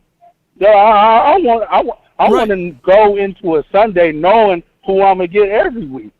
So I don't want to be sitting here uncertain for the next 6 to 7 years of which Dak I'm going to get. I feel you on that, right? Like there are certain things that you got to coach around. Like for example, I knew that in the 90s when it rained, when it was thundering outside, and we had to play with our quarterback Troy with a wet ball, I knew it was going to be a hard game. I knew that we had to lean on Emmett. I knew that other people had to stand tall because I knew for a fact that we wasn't going to win that game if we all put all of the chips on Troy. He couldn't throw in the wet. He couldn't throw a slick ball, right? So I get with what you're saying from an aspect of Dak Prescott. What I'm trying to tell people is this right here. He's going to be here to at least the year 2024. So how do we win games around Dak Prescott? I'm looking at it with the formula and the philosophy of, hey, run the ball to open up the pass. Let's put Dak anywhere between 24 and 27 attempts of throwing the ball. Did we do that yesterday? No. Did we have any game plan to put the ball in the belly of the running backs to open up the pass by run, play actions, put Dak Prescott under center, load up 13 personnel, load up 12 personnel at least? We didn't do any of that. We went out there with a finesse look, with trips wide receivers. We threw the ball for 37 times. He completed 14 passes. He looked like a shell of himself. Before the last drive of the second quarter, the dude passer rating was 0.0. And I was saying that, hey, when I was doing the play-by-play analysis, I was saying, hey, I got no room, no hill to stand on. I still support the quarterback, but they are not doing things. They're not doing things to benefit him at that point. It was terrible. No, you're right, Law. But this is the thing that we're saying as fans on the other side of the fence. We don't want no quarterback that you got to put training wheels on, man. Well, we have to set up this magical, this magical game plan just for him to win. What quarterback in the national? Hold on, let me ask you this, take John. lead of this team and put this team on his back and win games for us. I feel you on that, John. But what quarterback that don't need weapons around him in order to win? I'm not saying weapons. Don't get it. Well, all right. Let's remove weapons. What quarterback that don't need a system or something put in place in order for them to win? Then name me the quarterback, and I'll sit back and I'll listen. You can literally put somebody like Josh Allen on this team, and we wouldn't have most of the problems that we have. We wouldn't be worried about no pick six every game. The last 7 games, we wouldn't be having that issue. Hold on. Let me ask you, what did Josh Allen look like before Stephon Diggs got there? Were they in contentions every year? Isn't he a high turnover pick ratio guy? I'm not. You're not sure? You can let me know that. No, but we all know damn well Josh Allen is better than Dak Prescott by a large scale. We know that, and anybody that's trying to debate that They're crazy out their mouth. But it goes. Look, this team is gonna go as far as Dak Prescott takes it. It won't the Bills go as far as won't the Bills go as far as Josh Allen take them too, right? Yeah, you're right about it. Well, what was their excuses last year of not winning the Super Bowl or going to the Super Bowl? What were their excuses? Let me tell you, Bills fans ain't fighting like how we fighting over who our leaders. Because they don't doubt their quarterback, don't they? They don't doubt their system that's put in place. Exactly. Right. Why are we split in half as Cowboys fans? Because if we had Josh Allen here for his first few years under Jason Garrett, we would be saying that he's a one-read guy with a good, strong arm. Maybe, just maybe, we use him. We're running the ball more. He'll be a better player, but they trying to get him to throw inside the pocket. Oh, and then when we get Mike McCarthy with his first 3 years or what have you, I wonder what Josh Allen would have looked like. And I know it sounds like me putting lipstick on a pig, but I don't know if Josh Allen will come back from a compound fractured ankle. You know what I'm saying? With a broken thumb. Did he have a broken thumb this season? Sure did. Josh Allen had a broken thumb? No, Dak had one. Dak had, right? And what was the reason why Josh Allen, who was a better quarterback than, dare I say, he was a better quarterback than Dak Prescott. Well, why he couldn't beat the Vikings? I don't know why. But how much crucifixes they would have gave him of losing that game or fumbling the ball inside the end zone there? Hold on. What you doing right now? I don't know what you're doing. But let me ask you this. Right now, right here today, Josh Allen, you have Josh Allen or Dak Prescott. Who you choosing? It's still levels of the unknown. I don't know what Josh Allen would look like. There's not no major media hub over there in Bills land. Josh Allen can fart right now, and nobody will cover that. But Dak Prescott can act like he's farting. He'll be all over the 3-letter networks. He's not living under the pressures of the Dallas Cowboys. Josh Allen can literally, he can go rob a convenience store tomorrow and he can get out on bail and they will not even talk about it. You're right. Let me say this. You're right. I got 2 points I want to make. One, I don't want to live this lifestyle of keep calling your phone line, talking about Dak Prescott and what he ain't doing right. I want the best for this man, and I want him to do good next week. But this is getting old. It's 7 years. Right. I don't want this to turn into a Matthew Stafford story where we hold on to this man for 10 years. Mm-hmm. And there has not been nothing to be happy about. We want to ring. And this is why everybody's so frustrated. We've been holding on to this man for 7 years. Right. We're tired of that. Okay, sometimes you need to bring a new quarterback in, start fresh, and see where we can go from there. The second point I want to make is that I've seen some success yesterday with the defense and them stopping the run. I thought that was wonderful seeing that. How much penetration the D tackles got and how much penetration the D linemen got. That's something that we should be happy about moving forward going into Tampa next week. And we haven't seen that from them all year until yesterday. Yeah. And I'm thankful that they got some type of confidence moving forward with the D tackle. I don't know if y'all watched that game yesterday, but they did real good on stopping that run yesterday.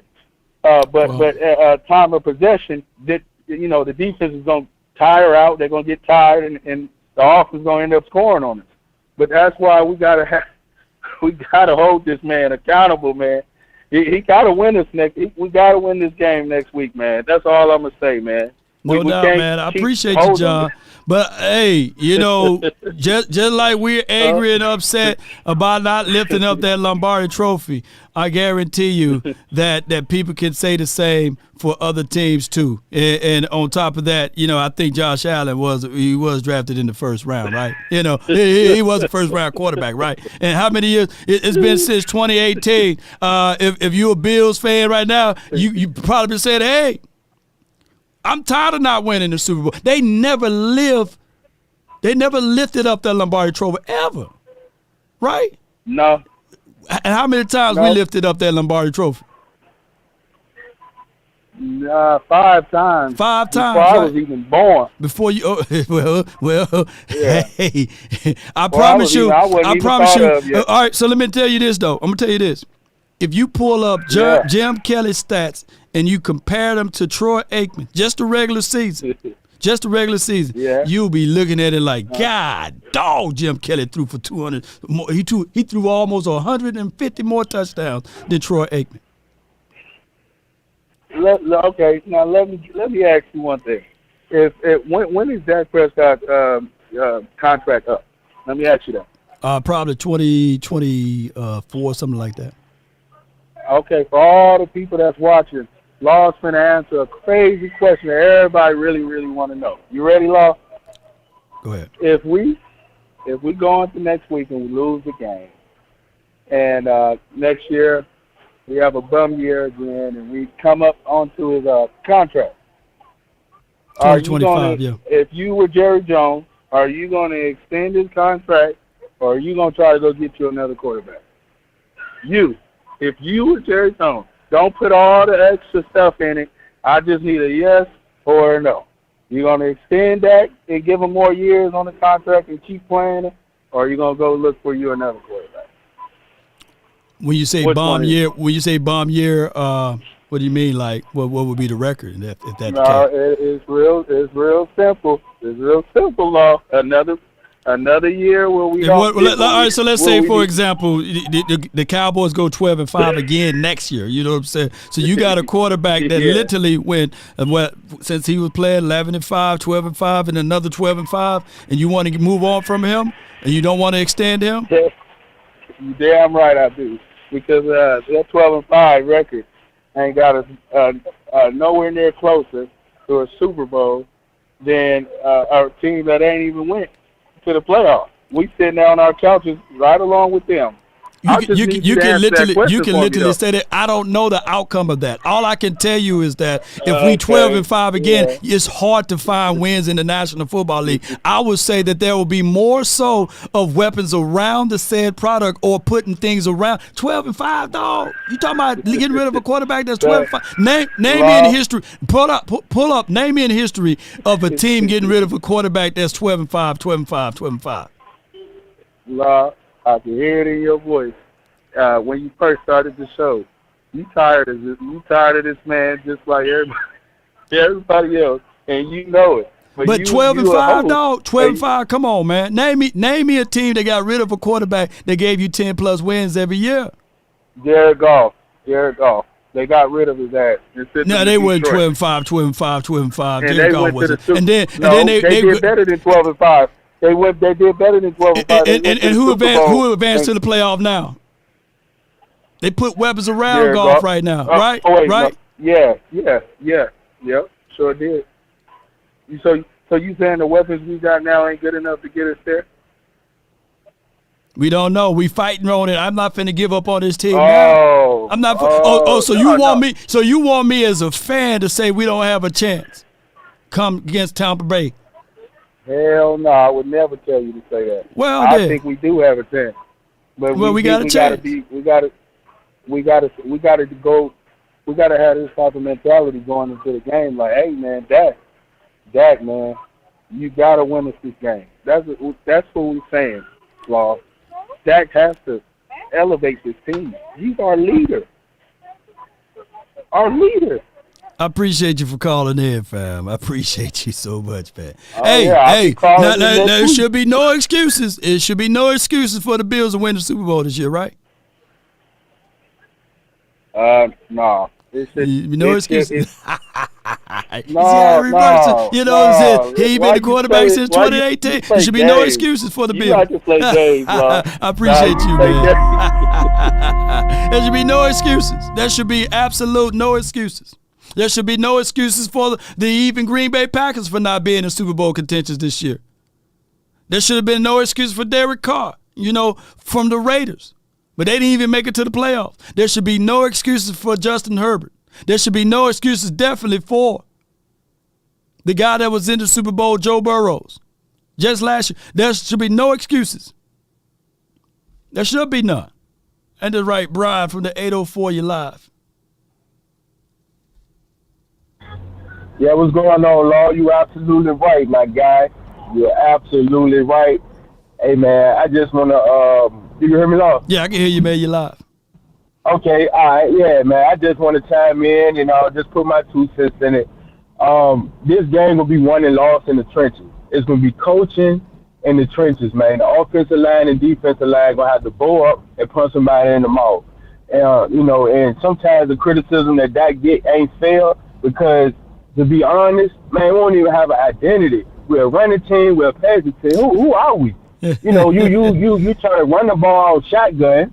We got a ton of tight ends not even using them. Like, let's be clear here. And it's unfair to Dak because Dak got all the intangibles to be a pretty good quarterback in this league. He got all the intangibles to be a pretty good quarterback in this league. But at the end of the day, Kellen Moore got to help him.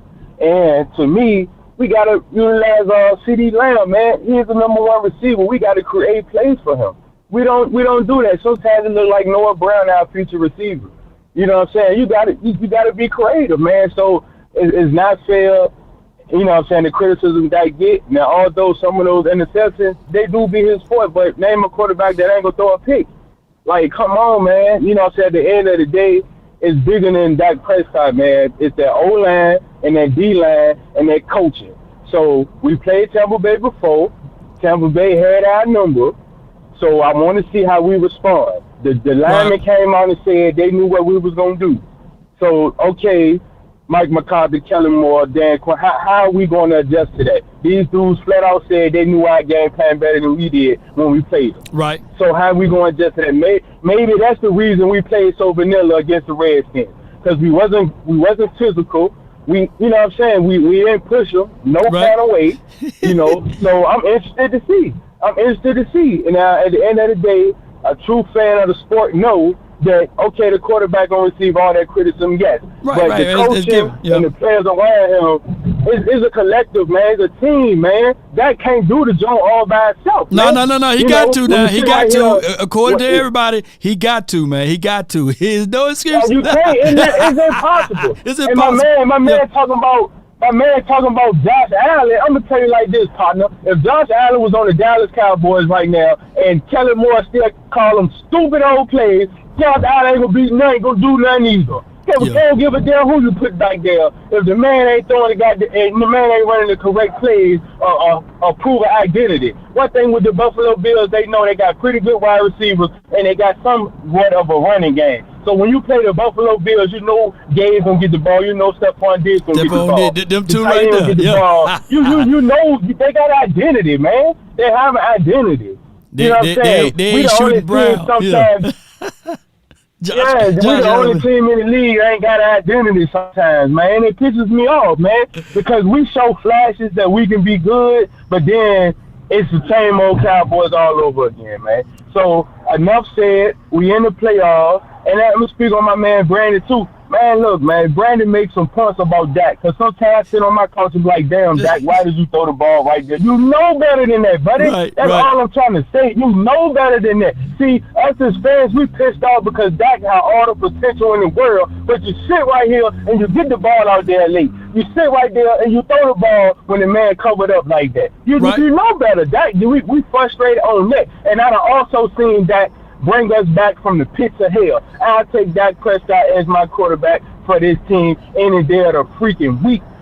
Mike McCarthy got to be held accountable. Kellen Moore got to be held accountable. The defense got to stop the freaking run. The offense got to protect and create holes, man. What's the use of heading the ball off the Tony Pollard if you ain't blocking, especially when you're running out shotgun? Explain that to me. Come on, man. No doubt, man. I appreciate you for calling in. What's your name, man? With all this heat. What's your name, man? Brian? What's your name, man? Yeah, Brian or Biggie, man. He call me Biggie B. Brian, you know what I'm saying? Whatever you want to call me, man. L4 Virginia, man. We need identity on this team. We ain't going nowhere until we run that football and let Dak make the safe throws that he need to make. And the defense got to bow up and tighten up and hit some damn body. That's what they got to do, man, in order for us to go anywhere. All right, Big, man. Appreciate you, man. Salute, bro. All right. Go away. Yeah, good call from him. All right, man. We rolling, baby. We rolling. From the Houston area, from the 832. You're live. Man, what's up, Law? What's good with you, man? Who this be?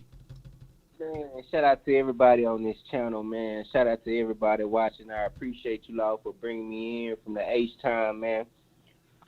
Yeah. What's your name, family? Let me plug you in. Family, plug you in.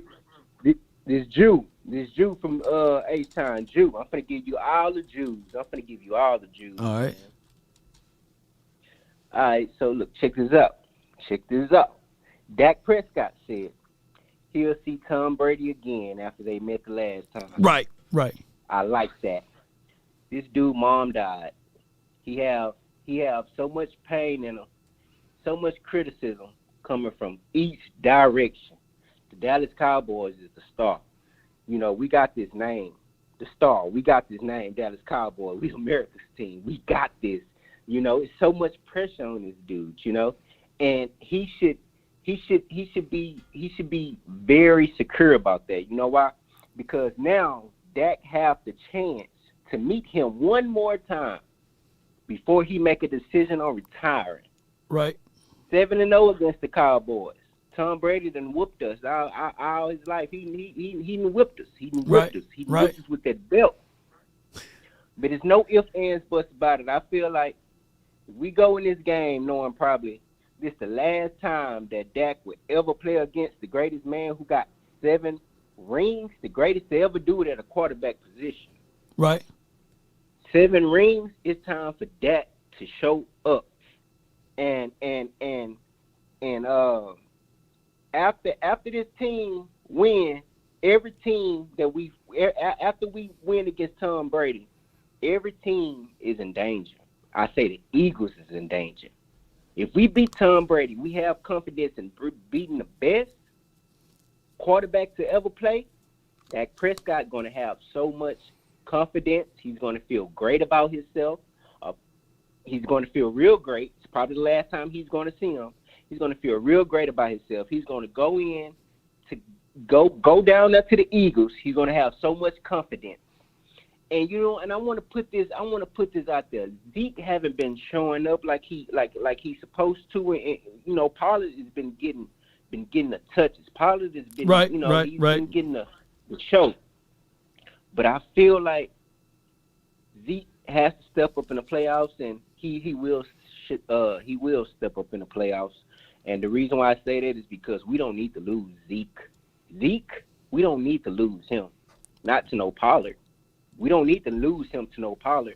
I know Pollard is doing very good right now. I really appreciate you so much, man, for jumping in. But I got to roll, fam. But I thank you, man. Thank you. Good call from him, man. All right, y'all, man. I promise y'all I wanted to get the rest of these 11 people in here, man, but I couldn't knock it down. But I appreciate y'all for waiting in there, man. I got to get set up for this. But one thing I got to say before I rock, shout out to Jew. He mentioned that Dak Prescott lost his mother. Look, the world don't care about that. They don't care. It will chew you up and spit you out. He can lose his mother, his father, his brother. They don't care about that. On the football field, they don't care about that. You can have a broken bone piercing through your leg. The world don't care about that. They don't care about the fact that you got rid of Amari Cooper. You got rid of Cedric Wilson. They don't care about that. This world will chew you up and spit you out. They don't care if you had a broken thumb. You lost your left tackle or what have you, and then they inserted a rookie at left tackle. The world don't care about that. They don't care about your feelings. It's about the results that's on the table, as harsh as it may be. If you wanted something to care about, then go over to the mall and go inside there and find to build a bear. That's just how it is. As ruthless as it may be. That is life, y'all. And they would not give any levels of excuses because it's for the Dallas Cowboys. They look at the Dallas Cowboys. We are the villain. We are the villain, but we don't look like the villain. We don't act like the villain. They don't care about that. The world is cricket and it rules under that. And the Dallas Cowboy fan base got to understand that to the point and to the degree that the four-letter network is all about capitalization. It's all about that. It's all about how they can get the dollars over to the hands of the billionaires. And that is the reality of it. And until this team come victorious, that is how it will always be. Unfortunately, especially if you're rooting for this team. Y'all think that they're going to give the Cowboys extra love because somebody died? No. We had one of our strength and conditioning coach to pass out in the weight room. And the third of the 4-ladder to 3-ladder network, they said, "Oh, Paul, we would like to have a moment of silence." But after the moment of silence, why the Cowboys didn't win? Why the Cowboys didn't win? Why? You know what I'm saying? They was ridiculing this team, right? They was sullying this team. They want to talk about this team in order to get their views and clicks and things like that up, y'all. Y'all got to understand. Those are the realities of it. This world will chew you up and spit you out. They don't care about that. They will go to the degrees of saying that another quarterback who had an ACL, he had similar something a little bit lighter than Michael Gallup. And the other quarterback had bone piercing through the skin. Tried to put the foot back together. And they say, "Oh, well, you know, he's doing miraculous things." But look at Joe Burrow. Look what he's doing. Right? Look what he's doing with Jamar Chase. Look what he's doing with a half of our offensive line. They discounted that offensive line and elevated the quarterback, even though he threw interceptions and beyond. Because they care about who they want to care about. And they dismiss what Joe Mixon did all that year, who ran over 1,300 yards, had double-digit touchdowns. And people bought into it like it was the Mandela effect, that only Joe Burrows was the only guy on that team. That's the reality. That's what we up against. And if anybody look at this particular team, the Dallas Cowboys, on us missing Joe, what's his name? Oh, Jordan Lewis for the season. Missing Anthony Brown for the season. Missing Jonathan Hankins down the stretch. Leaving out LVE. And we are wondering why teams are running all over us. We wondering why the defense done fell off. Nobody care about that. Everyone have a reason, but results are what matter. Y'all got to get that into the mindset. The results are what matter. Overcoming your obstacles, willing and dealing. That is the reality of it. People say, "Well, Lord, why you keep making excuses? Why you keep making excuses for this team?" Well, I'm just presenting the facts. Those are truths. Nobody had the levels of injuries that the Cowboys exhibit this year. And not one word is mentioned of our losses. As far as the injury aspect of it, we get the 4-ladder to 3-ladder network to still say, "Hey, there should be zero excuses." That man, if he broke all of his hand, he still should throw for 3,000, 4,000 yards. He shouldn't be throwing these interceptions. Nobody made the correlation, the interception to the broken hand theory. Nobody made the correlations of the Damar Hamlin laid out on the field, not able to breathe. And he was just in that moment a couple of years ago, laid out, losing his brother, losing his mom, losing his grandmother. Nobody brings up their correlations. So we are here to play a game. Like I said, it's gladiator. I'm telling you guys, they hate us. Literally hate us. There's not no warm embrace. There's no warm praises for the Cowboys. It's what have you done lately? And the people that hate us the most, they wear the silver and blue. Like I said, we are expecting Mike McCarthy to do something that the great Tom Landry couldn't do. He was here for 30 years and only got us 2 rings. If we had Stephen A. Smith back in the 60s, he would literally be right for 28 years, an accident waiting to happen. The Cowboys are the team that will fall on their faces, and he will have been right for 28 years. Nobody don't understand that. It's easier to say that the Cowboys will not win. The Cowboys are going to lose. The Cowboys are one and done. It's easier to say that. Matter of fact, if I was the anti-Stephen A. for the Rams, I would have been right since 1999. I would have literally been right saying the Rams are an accident waiting to happen. And I would have been right every year. Matter of fact, if I said the accident is waiting to happen for the 49ers, I would have been right for more years than I am for the Cowboys if I was the anti. I would say, look, they get to the biggest and the brightest of the stage and they fold up like a wallet. Let me know where I'm wrong. Find a soul out there that's willing to out-debate me on that. You can't find one. But look at how everything is looked upon and viewed upon. I can't make this stuff up. That's why I say this, write this down. And it's not about being the biggest fan base in the world. If that's the case in the situation, we should have more and more people, more and more opportunities to shut down that narrative. We should have more than just me standing on this hill, fighting the massive. There should be a third of the base rooting for this team and saying, no, you're wrong. There should be somebody with a rebuttal, Stephen A. Smith, that we are expecting Mike McCarthy to do things that even Jimmy Johnson couldn't do. It took him at least 4 years or 5 years. It took Tom Landry multiple years to do it. He's only been here for 3. And y'all not letting this man finish this season out.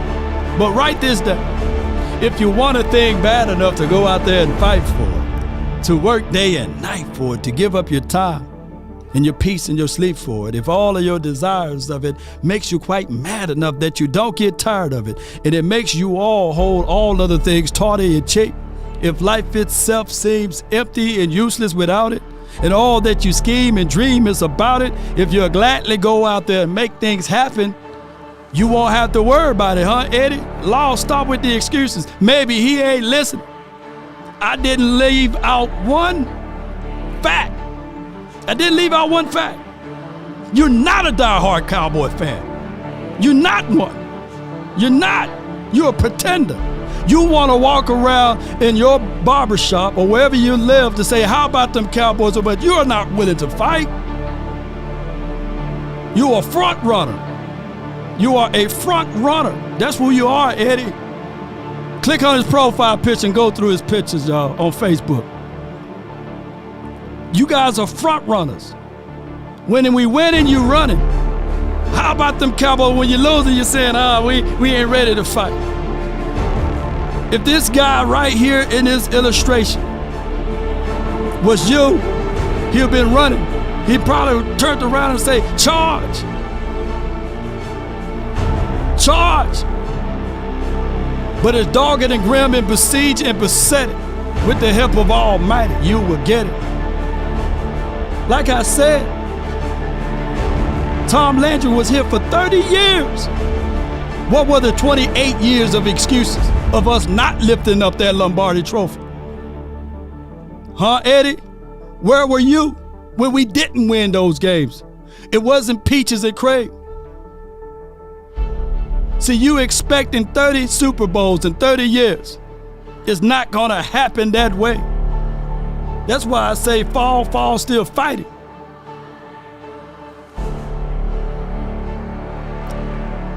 That's been my time. Be like Jon Snow, really to fight them all, baby. I'm willing to fight y'all all over there on that point. Let's go. That's been my time. I really thank you all for yours. And remember, you're listening to nothing but the best. The main message of a die-hard fan is you die. You die on the sword. You die going down with the ship. You die for your causes. You're locked in. You're DC for life, not for short. You're locked in. There's no escape. There's no references. There's no looking at the other teams. You are delusional. You die hard, you die. But y'all don't understand the word die. I mean, I'm dead to this. I bleed to this. I'm not finna jump to the other side. So, if you're not a diehard fan, you just say, I'm a fan. Don't use the word die. Don't use the word die. I'm a fan. That's what you should use. I root for this team when they win it. When you're not a diehard. That is the definition of a diehard. I'm going to the grave. I'm fighting. I'm like Jon Snow.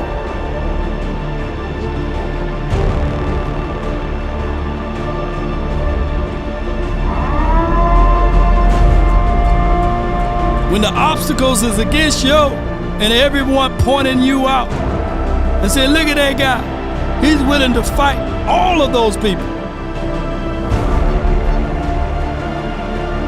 The same reverence by me being a man of my house. If somebody, a strong man, come through that door, I'm gonna die for what's mine. I'm not finna fold up. That person that's gonna try to come through this door is gonna go 4 or 5 rounds of that clip is gonna be released. And they're gonna wish that they never went to this door. But if I was a soft fan, I would allow them in.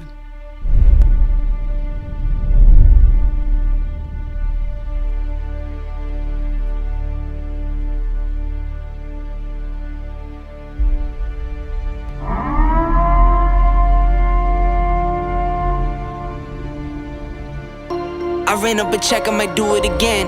Enemies close, had me thinking they're friends. Enemy 10 close. toes down, I'll be free until the end. Crib outside the city, I don't feel safe in my hands. Took so many years, I'm just waiting for the wins. I'm in debt to no one but the one who took my sins. I do it for real, there's no reason to pretend. If I do it once, I do it again.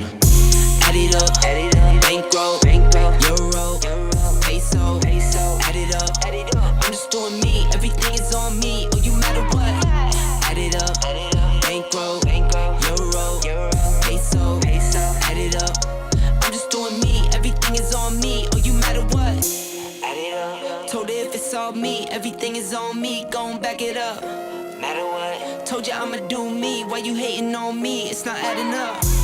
I do roll like a Mack truck. Country heart, I might cop a farm and go act up. Lot of scars, I was cold-hearted, now I'm back up. Keep it real, I do this once a month, I don't rap much. I just take the money and go stack up. Only buying car cards, take it tatted up. Let's go. All that other bull, it don't matter much. You only climb me, I put the ladders up. No fault, I done doubled up on the workload. I think I fell in love with the bankroll. Pray up, get money, then we lay low. Add it up, bankroll, euro, peso, add it up. I'm just doing me, everything is on me. Oh, you matter what? Add it up, bankroll, euro, peso, add it up. I'm just doing me, everything is on me. Oh, you matter what? That's me, baby. Come on. I'm not mad at all. This is just passion. No, I'm not mad at all. If it's all me, everything is on me, gon' back it up. Matter what? Told you I'ma do me, why you hating on me? It's not adding up.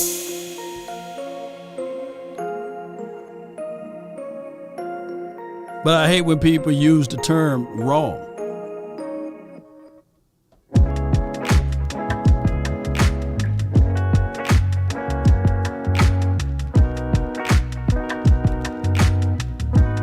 You're a fan. It's different between casual fans and die-hard fans.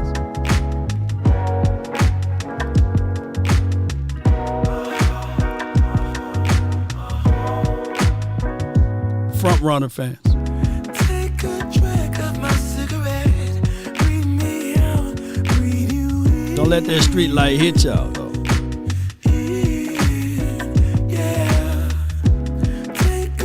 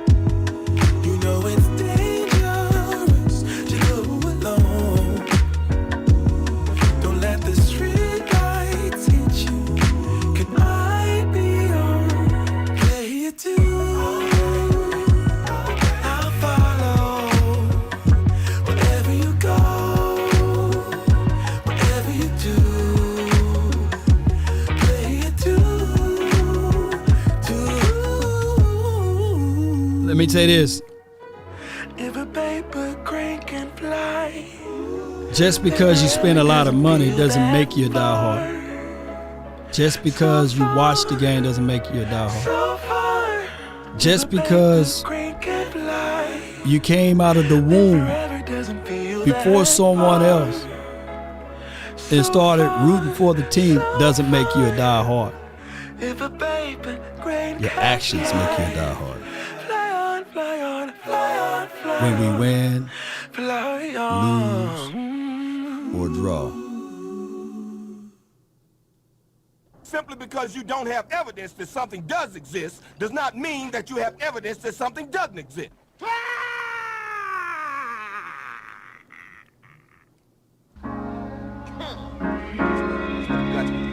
Just drop it. You have to be your biggest fan.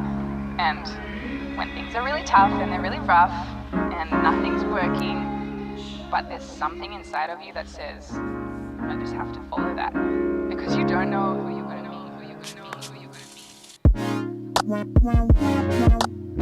Let me say this right here too. For Cole, being used to failure makes us die hard, laugh out loud. The Eagles were here before 1960. And their fan base, since the era of the Super Bowl, didn't win a Super Bowl until the year of 2017. So based off of your logics, Cole, there should be no Eagles fan until 2017. Make that make sense. You're speaking to somebody who graduated top of his class. You're having a higher consciousness of education right now to you. Technically based off of his knowledge, that there shouldn't have been one Eagle fan until the year 2017. In the Super Bowl era. There shouldn't be not one Bills fan. There shouldn't be.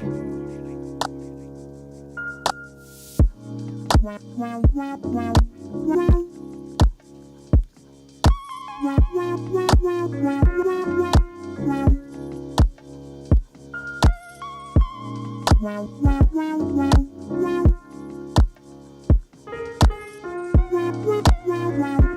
so the cocaine's happening. When does that crack come into play?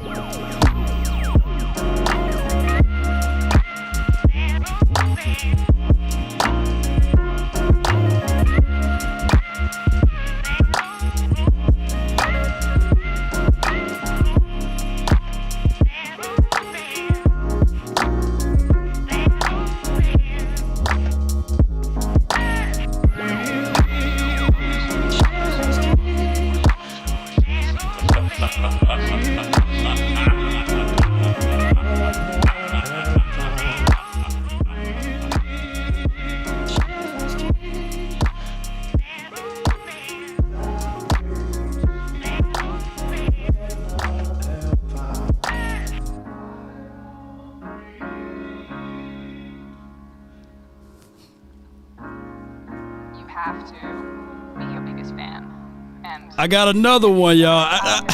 This is a layup because they're going to push the meeting back to 3:30. So let me get Troy versus everybody.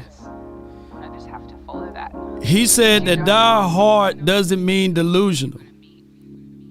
And he's wrong again. He's wrong again. Let me point out the facts.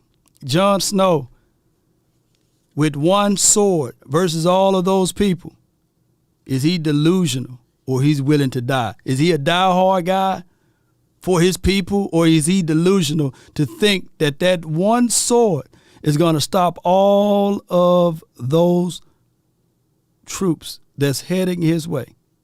I'm telling you, you're speaking to a higher level of consciousness. Now, so the cocaine's happening. When does that crack come into play for you?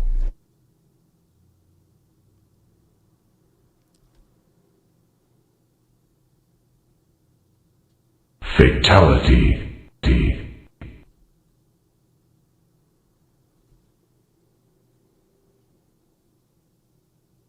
Sacrifice, don't give up the fight. Everything will be alright on any given Sunday, yeah. Depend on you if you win or lose. You know you got to pay some dues to live on Monday, yeah. It's education to the nation, baby. That's all it is. Let's get on up out of here. Oh my gosh, man. Yeah, I just wanna run it up. Count a check or something. I've been really in the field, let up. Yeah. I've been really in the field, let her rush, I let her feel. Lately, I just wanna run it up. You're listening to nothing but I make the the best. deal, have to take it to a meal. Lately, I just wanna run it up. Yeah. Kinda check the song. Lately, I just wanna run it up. Count that too, count it up. Yeah. Count it up, count it up, count it up. Lately, I just wanna run it up. Need them ones, I need them fives, need them tens, I need that change. To the safe, got blues inside. Greens and pinks, it's all the same. Just